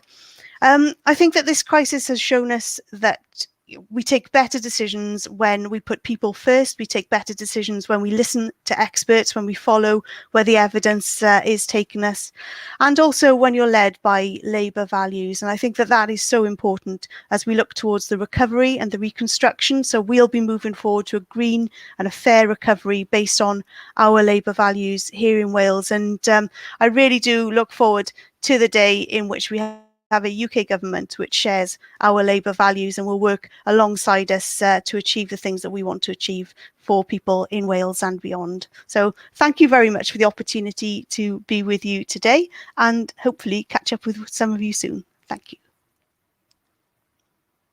Thank you so much, Rebecca. And it's just absolutely inspiring to hear about the work of the Welsh Labour government. And I think every part of the UK Labour movement needs to learn more from Wales. We need to talk more about Welsh Labour, and we need to talk more about those achievements and the defending devolution. You mentioned the internal market bill.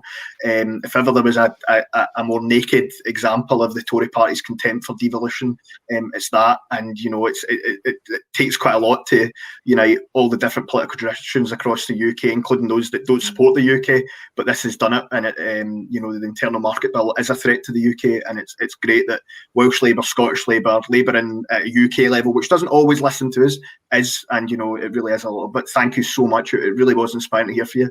And even though I'm a Parliament candidate next year, hope we can get down to Cllr and help you getting re-elected to the Senate. Thank you so much. Take care. Okay, well, we've done Wales, and now we're going to go to Scotland, and we're going to bring in my former MP and good friend Paul Sweeney, who was a Shadow Scotland Office Minister. There he is there. Oh, he's looking very smiley. So Paul, if you just want to talk about Scotland, it's an issue that you're always happy to go on about, comrade. Thanks very much. Well, I was smiling because it's nice to be cheered up by hearing what comrades are doing when they have the opportunity to serve in government. And I think that's something that can motivate all of us. It's when a really challenging year for all of us, I think. A lot can happen in a year, it's fair to say. And it's probably normal to have felt demoralised, exhausted, shattered by the election and the aftermath of it. And where do we go from here? We've got at least 4 years of a Conservative government with an unassailable majority, able to ram through whatever agenda it wants. And of course, the coronavirus crisis, which presents such an incredible challenge to all of us, but also a huge opportunity to transform our country. And it's the biggest economic crisis we've seen in 300 years since industrialisation. How do we get ahead of it? How do we tackle it boldly and with imagination? I feel that Labour is certainly the party that's bringing forward those answers, and we can see it in action in Wales to an extent. Just imagine what that government could be doing if it had the full power of a Westminster Labour government, able to actually harness the huge economic power of the Bank of England and the Treasury to properly invest in getting ahead of this crisis.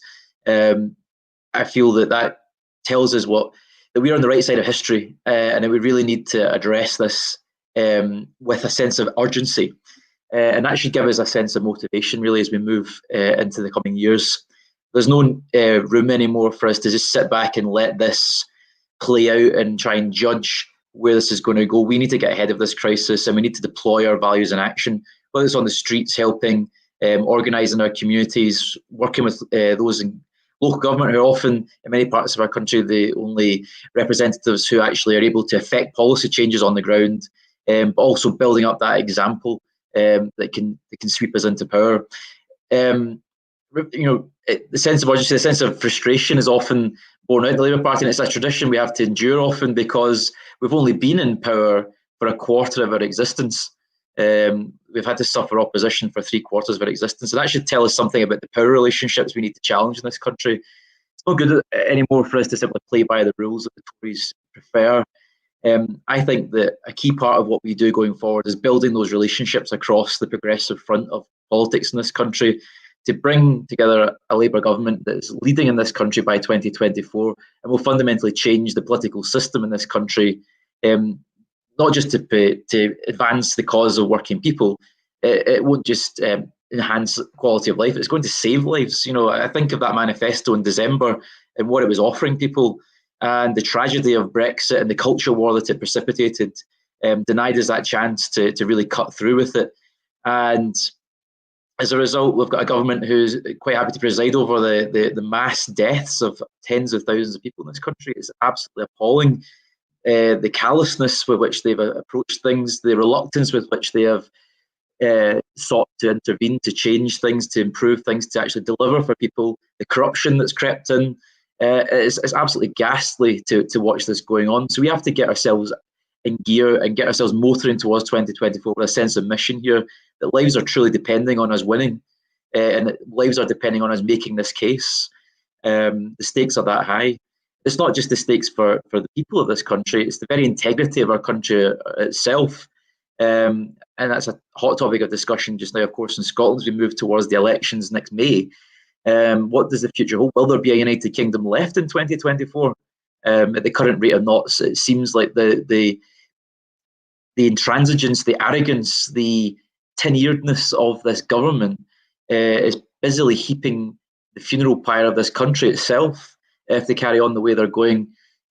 As John Smith remarked over 25 years ago, there's two forces sawing away the legs that support the union. One's, of course, the nationalists who want to break up the union, but also the Tories who arrogantly and stupidly fail to realise the implications of their high-handedness.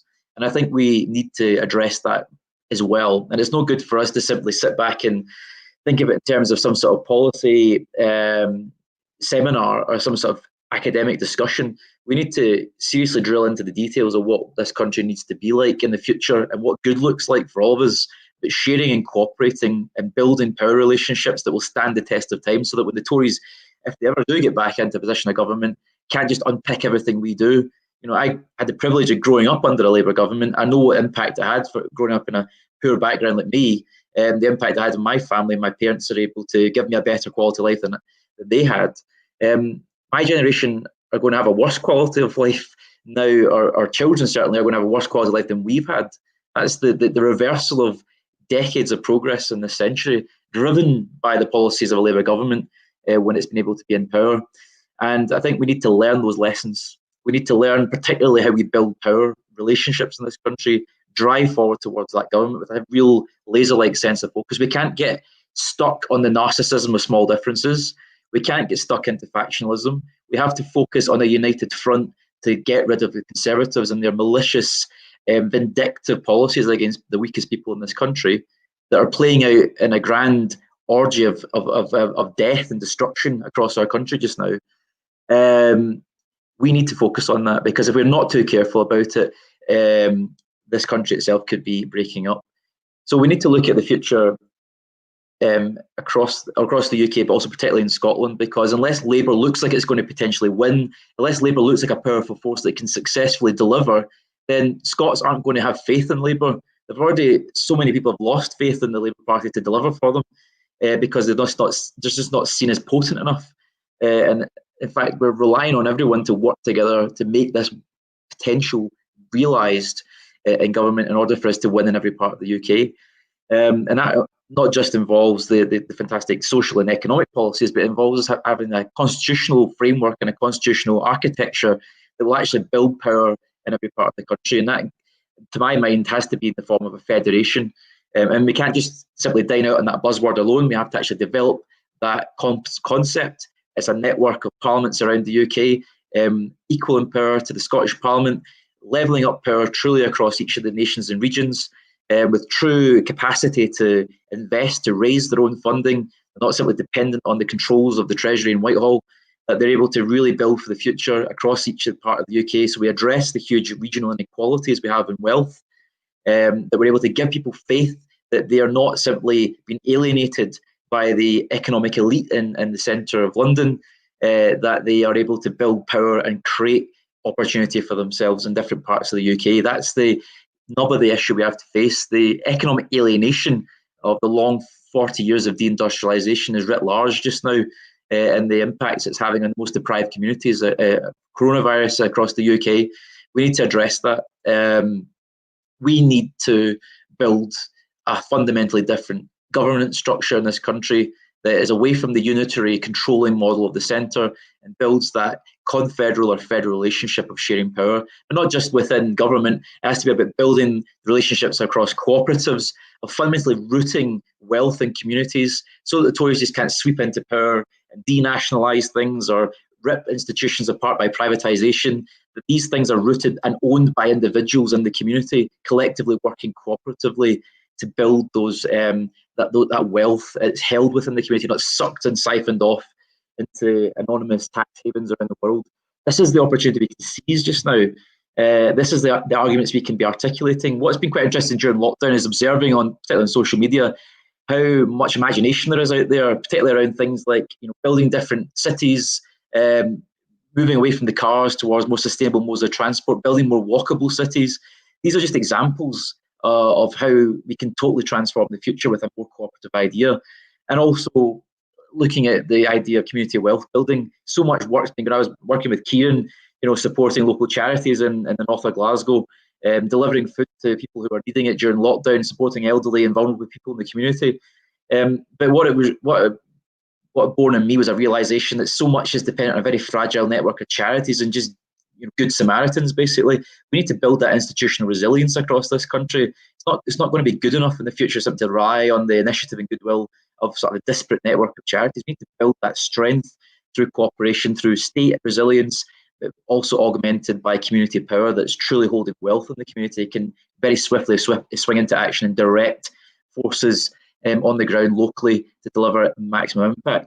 That's the sort of opportunity that Labour can offer, and it's a really enticing one, and it's one that strikes right to the heart of that idea that somehow Brexit, that's a nationalist impulse, smash the glass, throw the lever, and we can eject ourselves out of some sort of exploitative relationship with Europe that was going to deliver for people, that was truly going to be taking back control. Well, it's been a massive con, hasn't it? Not only is it threatening the integrity of the UK through this internal market bill, the impact on Northern Ireland, the impossible trinity of where you're going to put this hard border versus having the single market customs union. These problems are all being visited on us by a bunch of, old Etonian twits who don't know what they're doing. They're harming our communities, and we need to take a stand against it. They're absolute charlatans who've conned working class people into some sort of nationalist narrative that's going to work for them, whether it's English or Scottish. And we need to deal with that by truly articulating an alternative that is really taking back control and challenging the economic and social alienation they feel so frustrated by. That's the mission. That's the sense of urgency that Labour needs to adopt in the coming years. Let's get to it. I'm pissed off. I don't know about you guys. I mean, I lost my seat. I lost my job. So the stakes I know are high for all of us. But we need to get back in there, get back to the front lines and start fighting to win in 2024. And I'm all there to do it, and I hope you're going to be there too. Thanks. That's brilliant. Thank you so much, Paul. And you're absolutely right. There is 2024, but there's also the crucial Scottish Parliament elections next year, which really is a choice for Scotland. Fighting for Scotland's future. Scottish Labour's up against the twin nationalisms of the Tories and the SNP, and we really need to make that difference. And obviously, so people outside of Scotland, we need every bit of help we can get. So thank you so much for that, Paul. As always, great to hear from you, and take care, comrade.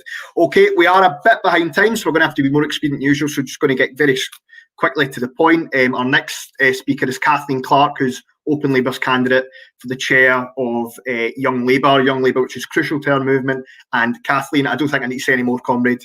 There we go.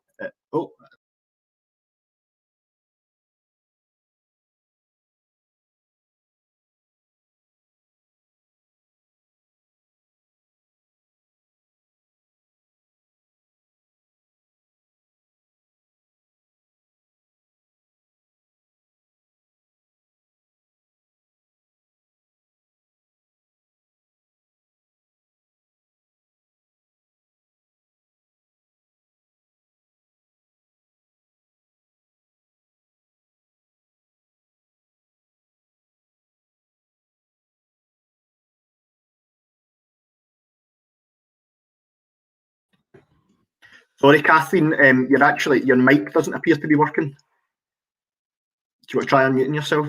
Is that any better? That's it. We can hear you now. You were doing it. Sorry. Comrade. Yep. Sorry. We did check it. Try that again. Sorry, everyone. Well, I originally started off by saying it was great to hear from everyone, but you couldn't hear me say how great it was.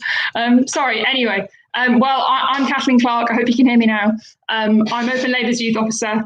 I'm also running to be the chair of Young Labour, with the aim of transforming our party's youth wing into a national campaigning force, helping our party to rebuild ward by ward, town by town, and community by community. It's my generation who dependently turn out in droves and vote for the Labour Party in elections. If all voters were in the 18 to 24 age bracket, projections would show that Labour would have 544 seats in the House of Commons. We should be so lucky. It's no wonder that so many young people vote Labour. We need you, and Labour needs you. Young people today are now more likely than other generations to experience, at our age, poverty and debt. We are graced with the toxic and unsustainable combination of high housing cost, insecure, low-paid work, and the marketization of our education system. We've grown up in the shadow of a financial crash and are about to enter another one. There's terrorism, increased hate crimes, and over a decade of austerity at the hands of this callous Tory government. When the Labour Party forced a U-turn in the government's awful A-level crisis seen a couple of months back, we were backing up a movement of young people who took to the streets and to social media to demand their futures back. So when young people help deliver Labour governments, those Labour governments must continue to deliver for young people. First is a building block, which is free and fair education from the cradle to the grave. Well-funded schools, well-funded colleges and universities, which prioritise well-being and happiness of their students and their staff. We would also love to see a curriculum which teaches us the full picture of history and society. A Labour government must invest in mental health services and build a national strategy across our regions and nations to reduce stress in education and at work. When young people leave education, we need job offers, we need secure work and a real living wage. And will need the opportunity to return to education if we so wish. Young people deserve to inherit a safe and clean planet. That means a Green New Deal at home and huge emergency climate action taking place around the world. I know that was spoken about earlier. Our international work must also include welcoming migrants, creating a quick, a safe and a clean passage for refugees and asylum seekers, many of whom are young, many travelling alone. Every refugee deserves to live in a safety and deserves a future and deserves to be welcomed. The anti-racism charity, Hope Not Hate, published a report this summer into the hopes and the fears of 16 to 24-year-olds. What they found was really quite shocking. Only half of young people think that in 5 years' time, they will have a good job and a good place to live. More than half of young people surveyed said that mental health was in the top 3 of the greatest issues that they face. We deserve better. The youth deserve better. It's now time for us to open up these options.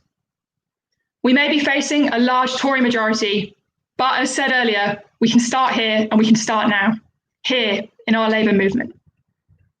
A friend of mine recently said, they told me a story of a man who was working in waste disposal. He accessed literacy and communications training through his local trade union. He's now a professor at university. Education in the Labour movement opened up the doors and helped him to find his passion. I want Young Labour to partner with our trade union comrades, our socialist societies and our affiliates to explore those education and those skills pathways. We must open up doors to help young people, and it starts in our movement. I want to create a Young Labour signposting programme with roots into campaigning, community activism, policy development, trade unions, leadership, and anything else that a young person would want to do in our movement. That, of course, includes groups that are underrepresented in our politics. We should equip members with a digital resource hub so that they can build the tools, the skills, and the confidence they need to deliver winning campaigns and fight for our futures. In order to rebuild Labour in our wards, in our towns, our communities, and our cities, our party needs to start employing youth organisers who are able to do this and are able to build the tools that we need to produce winning campaigns and produce a Labour government. Why is this so important? Because young people vote Labour, as I said earlier. So if we want to win back the places we've lost, we must ensure a high voter turnout. We must harness the enthusiasm, the campaign power, and the hope that young people currently have so that they can go out and vote, and then other age groups can get out and vote as well. It is then that we will see a Labour government which will develop for young people. Our youth deserve better, and now is our time. Thank you for hearing what I have to say. If you like the sound of my plan, please visit CathleenForAWhile.chair.co.uk and please get involved. Thank you for your time. I really appreciate it. Thank you so much, Kathleen. And, I think that speech just shows you why we need to elect you as chair of Young Labour at a UK level, and indeed all of Open Labour's candidates for the various youth elections who will get a wee shout out later on. But thank you so much, Kathleen. Absolutely inspiring speech, and take care. There are some great people there, and we got to get them in. Absolutely. Our next speaker is Clive Lewis. Clive is the Labour MP for Norwich South, and as I'm sure many of you are aware, supporter of a number of Open Labour's key policies and a good friend of the organisation. So, Clive, I don't think I need to say anything else, comrade, if you're quite happy just to say. Thanks, Kieran. I appreciate that. I really do. And it's been fantastic to sit here and listen to people like Rebecca Evans. And I think, as Paul Sweeney said, it's so good to hear what Labour can do when it's in power. Cathleen, who I think will make a fantastic chair of Young Labour. Let's hope that she gets that opportunity. She's definitely got my support. And of course, Jermain Jackson, who I heard earlier with his inspirational talk there. And again, we are a party that talks about diversity. Let's put our money where our mouth is, and let's get Jermain Jackson elected to the NEC. It's well overdue that we have a black man on the NEC. And I think he will make a fantastic representative, not just of Open Labour, but of the party overall and generally. Look, I'm coming to this as a bit of a, I always feel like I come as a merchant of doom to party conferences for a number of reasons. It's for me, party conference, even online, it's a time for strategic analysis. It's time for thinking and thinking about questions outside of the box. as Alex Sobel is someone who is a good friend of mine, and like people like Sam Tarry and others, they are very, very much about the minutiae and the detail of what happens inside the Labour Party, and that's really important because what the NEC looks like, what the PLP, how it operates, what the leadership says, what it does, all this is critical, of course. We've been hearing about that today. But I also think one of the things that we sometimes fail to do as a party, fail to do as a membership, is involve ourselves in a strategic approach, a strategic direction to where we as a party go. And I can't think of anything more important at the moment. You know, I obviously had a very brief stint in the leadership campaign where I basically got to say what I wanted to say. When Keir knew that I was standing, he pulled, asked me to come in and have a chat with him. And he said, look, get behind me. And I was like, are you going to say this about Scotland? Are you going to say this about radical constitutional reform in the 21st century? Are you going to say this about the Green New Deal? No, you're not. So I need to say it. Someone needs to say it. And if you haven't looked at what was in the Transform to Win manifesto, there's still a website, I think, that's up. Please have a look, because there was some radical stuff in there. I think a lot of stuff that members of Open Labour would agree with. Open Labour is a broad organization, but the key thing I like about Open Labour, the reason I'm involved with it, is because it looks for a different cultural approach to how our party works. And one of the ways that we change the culture of our party, and I will come on to strategy in a minute, and I think this is part of that strategy. One of the ways that we change our party is by changing the culture. And one of the ways that you change the culture of your politics is by moving from first past to post, which is in many ways a confrontational, part of a confrontational culture of Westminster, Yabu sucks politics. And I think what the argument we made, I think convincingly, and it won the day for STV on the kind of members selection of the NEC, was that it helped begin the process of changing the culture of our party. But the reality is we need to change the culture of this country and our approach to progressive politics. Look, I've got a 2-year-old daughter, and she isn't going to really she's going to give me short shrift if things are going really bad. And we look at the climate crisis, we look at the rise of the authoritarian right, we look at authoritarian nationalists, nativists, we look at surveillance capitalism, we look at the ecological destruction that's taking place, the Arctic Circle on fire, climate fires. It feels to me that things are running away from us. And one of the things that we can see is that we are facing a crisis of democracy. The national institutions, from the BBC through to even the Labour Party, I would say, international institutions as well, the United Nations, who are under attack. They're falling away as we enter into the 21st century. And we don't seem to have the tools to be able to rebuild those institutions and that way of holding capital to account. Increasingly new technology and those big organizations which are part of that surveillance capitalism, which are driving ahead and have driven ahead under the lockdown. Lots of benefits from going online, as we can see today. It's an open, accessible conference for the first time. 100% of anyone that wants to join, inside or outside the party, can get involved if you go on to stay connected. But there's a dark side to it. There's a downside to it. Naomi Klein calls it the Green New Deal, where we've advanced so long and so far down a path that these organizations want for us. So there are a number of existential threats, cliff edges that confront us. And we really now, I think, need to be strategic about how we are going to win power. And, one of the things about socialism is that we've all believed that there was an inevitability to socialism. It was that at some point, socialism was inevitable because of human nature.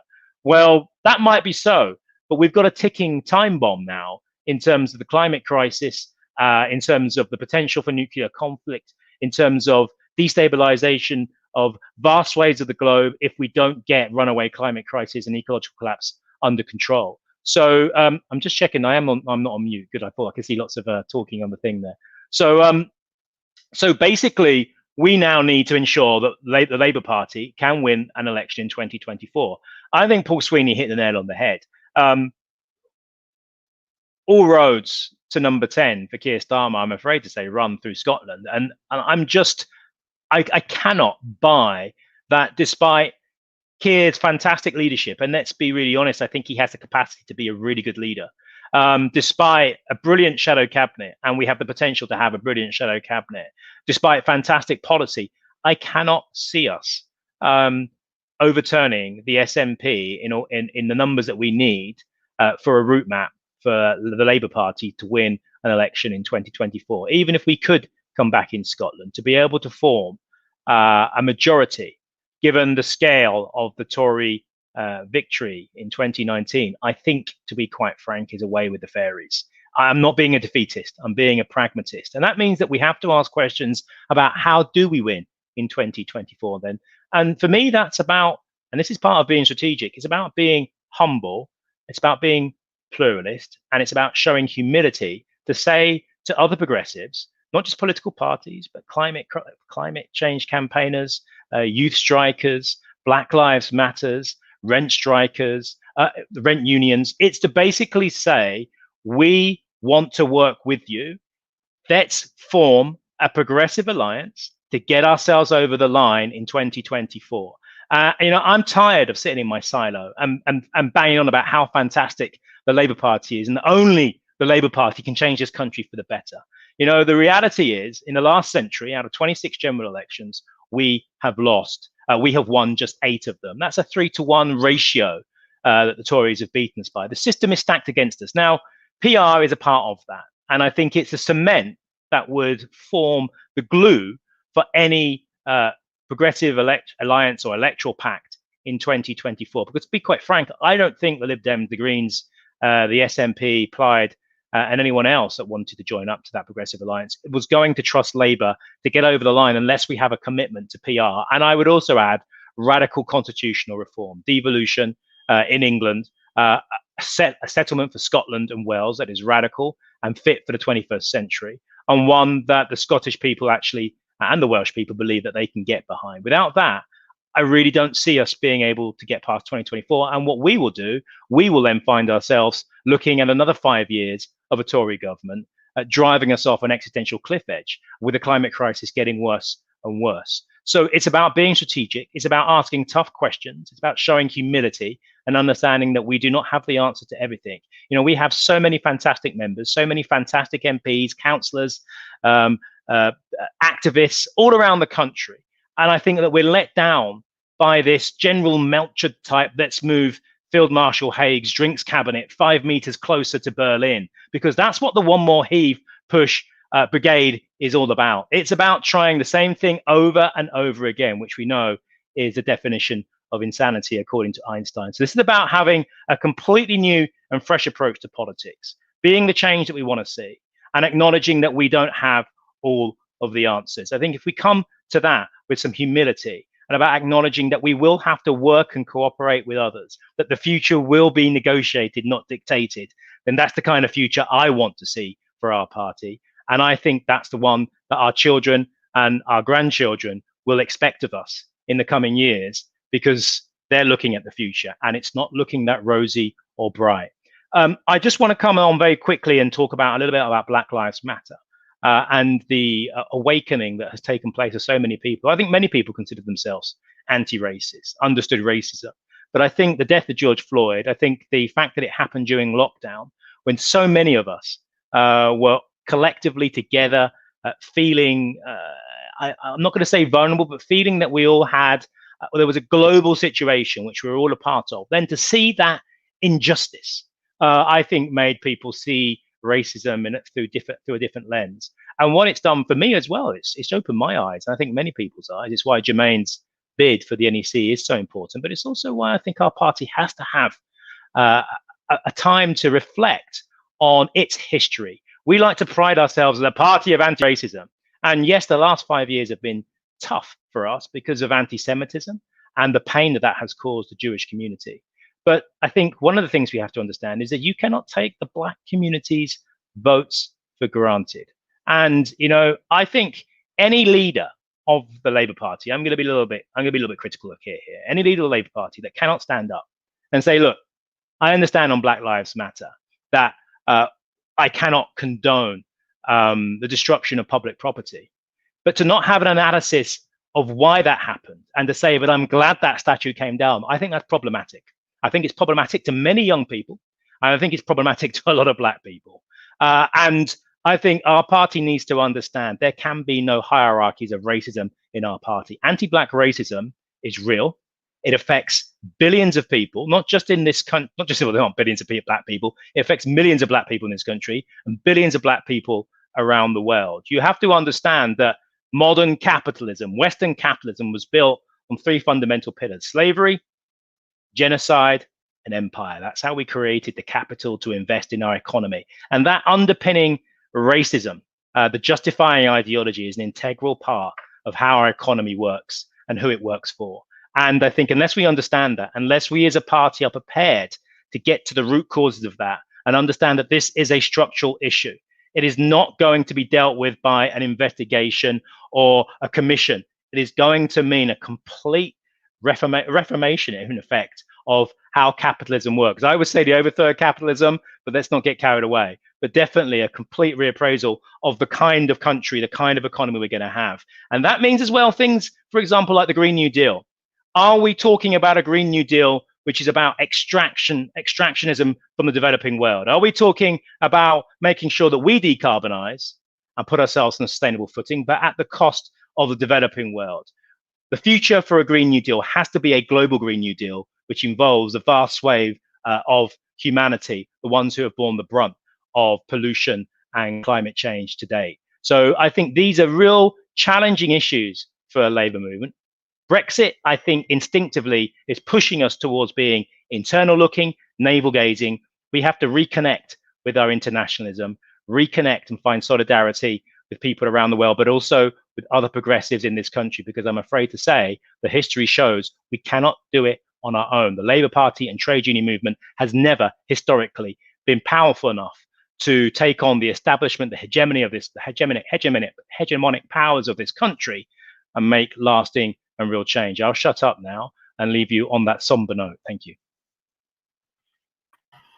Thank you so much, Clive. And I think a lot of the things you said about, shaking up the British state, which isn't sustainable, is really, really important.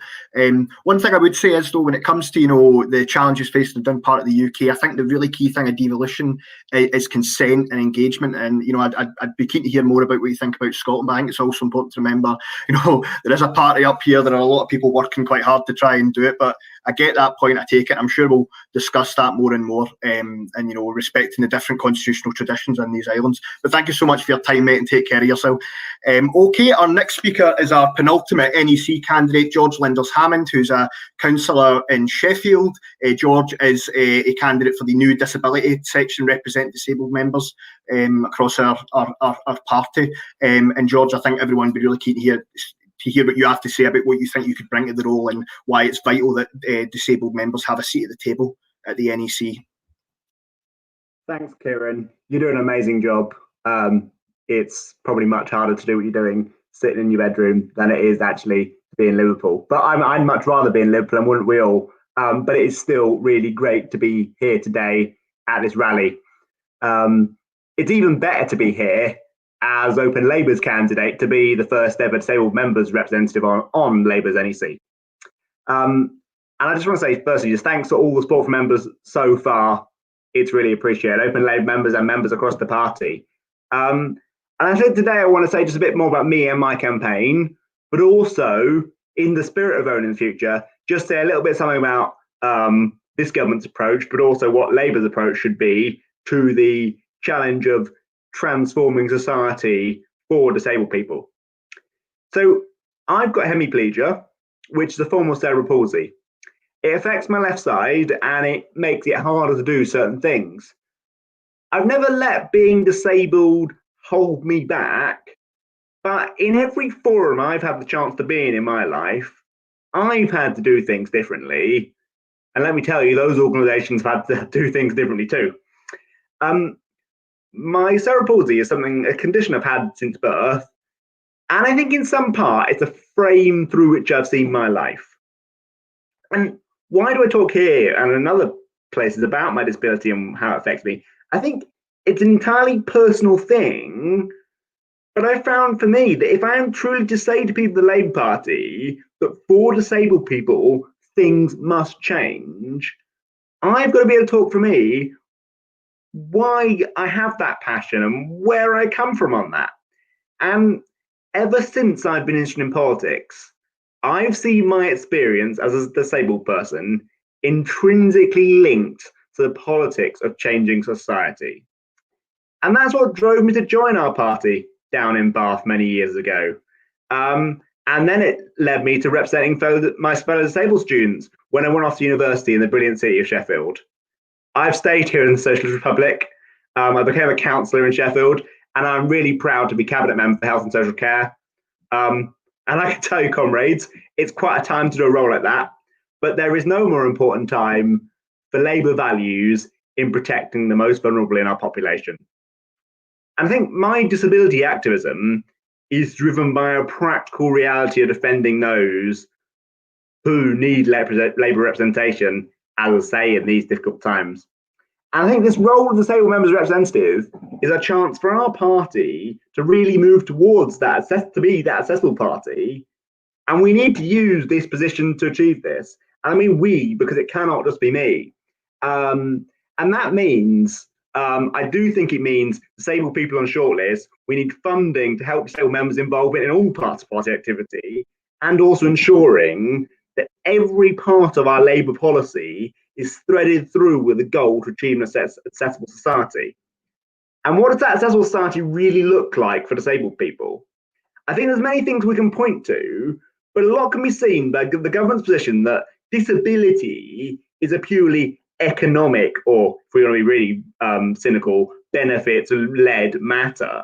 The Minister for Disabled People is in the DWP, and the only really meagre words we hear from the government about disability, they're about encouraging employers to be confident in employing disabled people. And yes, that's important. One of my first jobs actually was working for Disability Sheffield, which is an inspiring disabled people's user-led organisation here in Sheffield. And I later then became a trustee and activist. And I started out there as an employer engagement worker, and that was on a DDP contract. So, you know, my hands are in this too, you know, so I get it. But what I think the Tories really don't get about disabled people, or the transformation we need in society, is that our society is institutionally ableist. And it's not a reality that the Tories seem to understand, or if they do understand it, it's not one they're going to embrace. And there are so many elements of that ableist society which we could talk about, but I'm just going to talk very briefly about just one. It's really expensive to be disabled. And society and government have no idea how to measure it or accept it, let alone fix it. I mean, I have tiny examples myself. I run through shoes like nothing, you know, to drive my car, which I'm fine to do. You know, there's all sorts of adaptations there's no support for, even to buy more expensive nail clippers. For me, really, really basic stuff, not a problem. But for others, leading a successful life, so many disabled people have huge costs, whether it be in transport, in employment, in day-to-day life, which the state, even through complex schemes like PIP and other things, have no way of meeting. They don't understand what those costs are because they're intrinsically linked to daily life. The government does not seem to view them as costs of being disabled. The costs that are defined by the state in benefits and in entitlements as being disabled are tiny, fractional things. It is very, very expensive for people to live their lives as disabled people. I'm really, really lucky in that regard. I've had so many advantages. But actually, government needs to wake up. The minimum we can do is find a real way of having an economically equal platform for disabled people. That is not the entirety of ableism, but it's one thing I think we need to think about in building society. Because if we want to tackle the society and achieve the society we need for disabled people, we need to make sure that economically we don't start at a disadvantage. And I think there are many things also that candidates for the role I'm standing for will agree with, but ultimately I do think we need to achieve that Labour victory because disabled people need that. And I'm so pleased to be going into this election with brilliant NEC candidates and Jermain and Alice. I mean, they've all really inspired me in so many different ways. I honestly mean that. And I think that the four of us, we represent, you know, different views and different things, but absolutely it's really important. So I just really want to be alongside them and use my years of experience in the party and the trade union movement to help drive us towards government. So I've said a few things today. I look forward to talking to many more of you more in the next few weeks as this campaign continues. It's been a brilliant ride today, and thanks all for listening. Thank you. George, that was absolutely phenomenal. You know, I've never needed convincing more that, you know, we need to elect you to this new role. An absolutely inspiring speech, and I'm sure everyone will agree. We have 4 amazing candidates running for the NEC, who represent the absolute best of our movement. We all need to get in. So please nominate and then vote for George. Thank you so much, George. Take care of yourself, comrade. Okay, we have ran a bit behind time. This does happen at Labour Party events. We're running on Labour time, but our final speaker of tonight is, last but by no means least, Jonathan Reynolds, MP, the Shadow Secretary of State for Work and Pensions. Johnny's joining us through the House of Commons, but I think they've been kept late in the Tory disaster that is the internal market bill. So I suppose it's the only good thing about it that he's able to join us. So yeah, Johnny, I think I don't need to say anything else, but thank you so much for joining us. I'm sure all our members are really keen to hear what you've got to say. Oh, thank you, Kieran. And believe me, you're not keeping me. It was a pleasure to listen to some of those speeches I've just heard, particularly George's, which I thought was absolutely fantastic. Look, it is lovely to be here as a member of the new Shadow Cabinet. It's also lovely to be here as a member of Open Labour. So I joined this organisation earlier in the year because of your principled stance in favour of STV for the NEC elections. I have to say it's a pleasure to be a member of something that believes the party's got to be about more than just different factions adopting whatever position they think is in their own short-term interest, and instead is trying to build something that is more open, more democratic for everyone, because that is the Labour Party that I want to see. The title of this rally is Owning the Future. I like the optimism of that. I want us to be optimistic about politics. I want us to be optimistic about this country's future. And despite the pandemic and the tides of populism and having a government that's literally willing to break the law, I do believe we should be optimistic. First of all, in Cllr and Angela, we've got a leadership team in the party with the radicalism and the ambition to dream big dreams, but who also, I believe, have the ability and the seriousness to deliver those dreams. I don't want to choose between those two things. I want it all. And so should you, because that is absolutely what I think the country wants. And a Labour Party that has the ambition and the ability to deliver for people, I think will get the support that we need.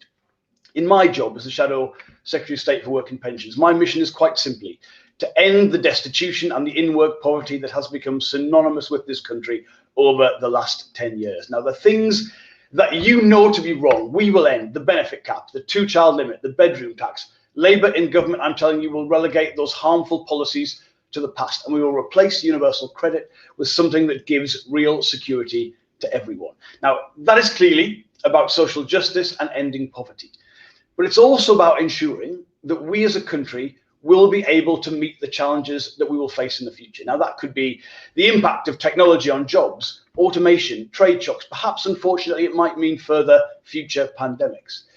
Some people have said they think the COVID crisis will mark the end of the growth of an interconnected world. You know, really?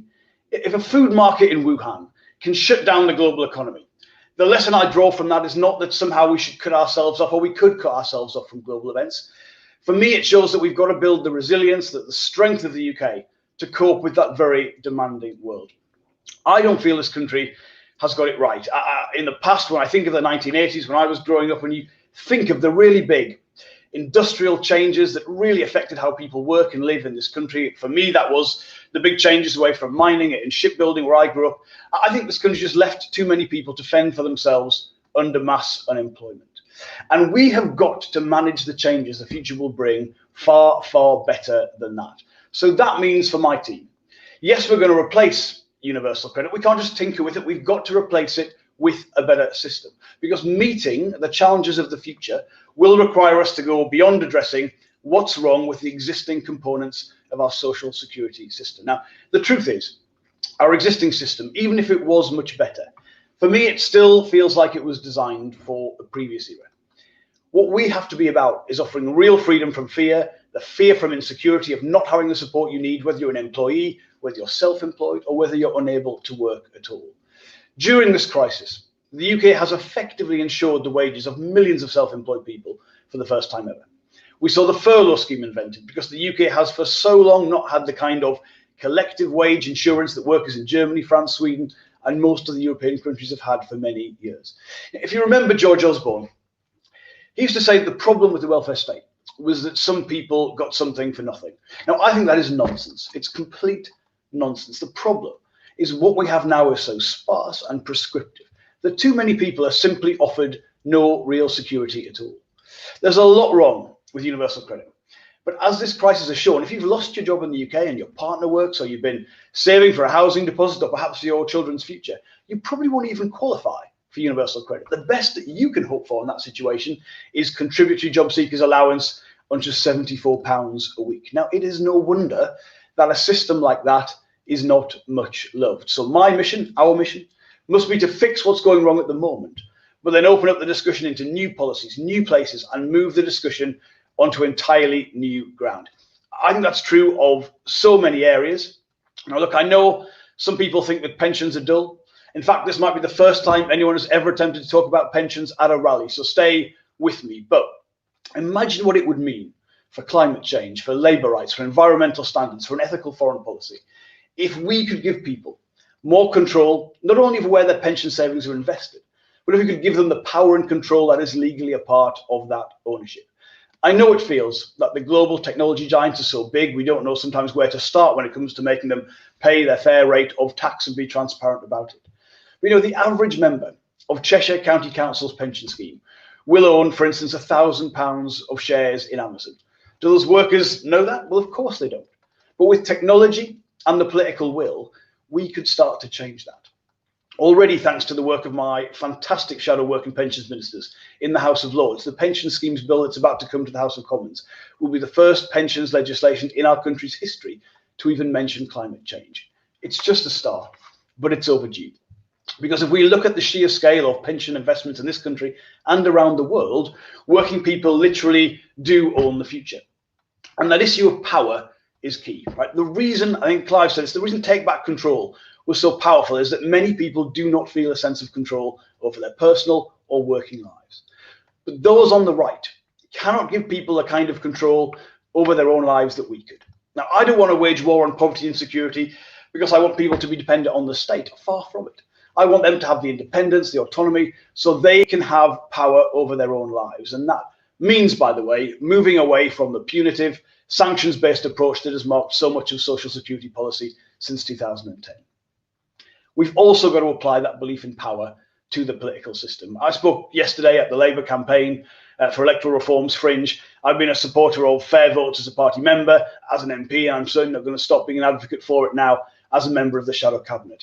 Of course, a party committed to our aims, our agenda, should believe that how people vote should broadly correspond to the number of seats each party wins at an election. For me, first past the post is a relic of a bygone era, and it is time Westminster joined Scotland, Wales, and the rest of the world with a modern representative voting system.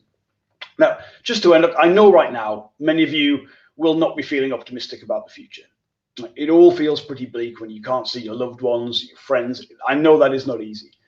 But take some time during these conditions to think about what the future could be. You know, how good might the UK be if we made it a country where your life chances weren't already determined before you even become an adult? What interventions, what new technology might we get to use so we can unlock the talents of people that are currently unfulfilled? What friendships, what love would be found if we made ours a society that genuinely eradicated racism and discrimination? If we get it right as a Labour Party over the next few years, I think the future could be very bright indeed. And difficult as these times are, I think there are brighter days ahead. So it is a pleasure to be here tonight, talking to you remotely, and I look forward to trying to build that better future with all of you. Thanks very much. Thank you so much, Johnny. That was an absolutely remarkable speech, a great one to end on, and it's fantastic to have an open Labour member in our shadow cabinet.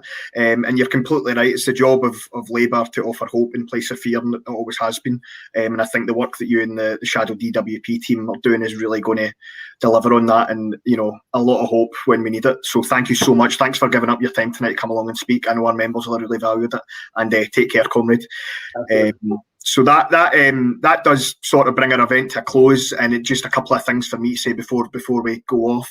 First of all, thank you to all our speakers. We had a fantastic panel from across the UK, from every part of this great movement. Thank you to our national committee for their work in this, our volunteers Nathan and Joe, who have done a great job hosting us on this fantastic resource. And obviously, thank you so much to all of you for taking time out your evening to join us. We should all be going to to a disco or a fringe or a party, but we can't do that right now. And hopefully we'll see you all in person when Labour Party conference will take place in person again. And I suppose the most important thing for me to say is, if you aren't already a member of Open Labour, then why haven't you joined us? There's never been a better time to be part of this group, this campaign, this force to change the Labour Party for the better. So if you like what you've heard tonight, please join us. We've got so many events coming up in the next couple of weeks on COVID-19, Black History Month, the need for Labour to embrace a new democracy, as well as a foreign policy pamphlet. Some of the themes you've heard tonight are core to Open Labour's politics.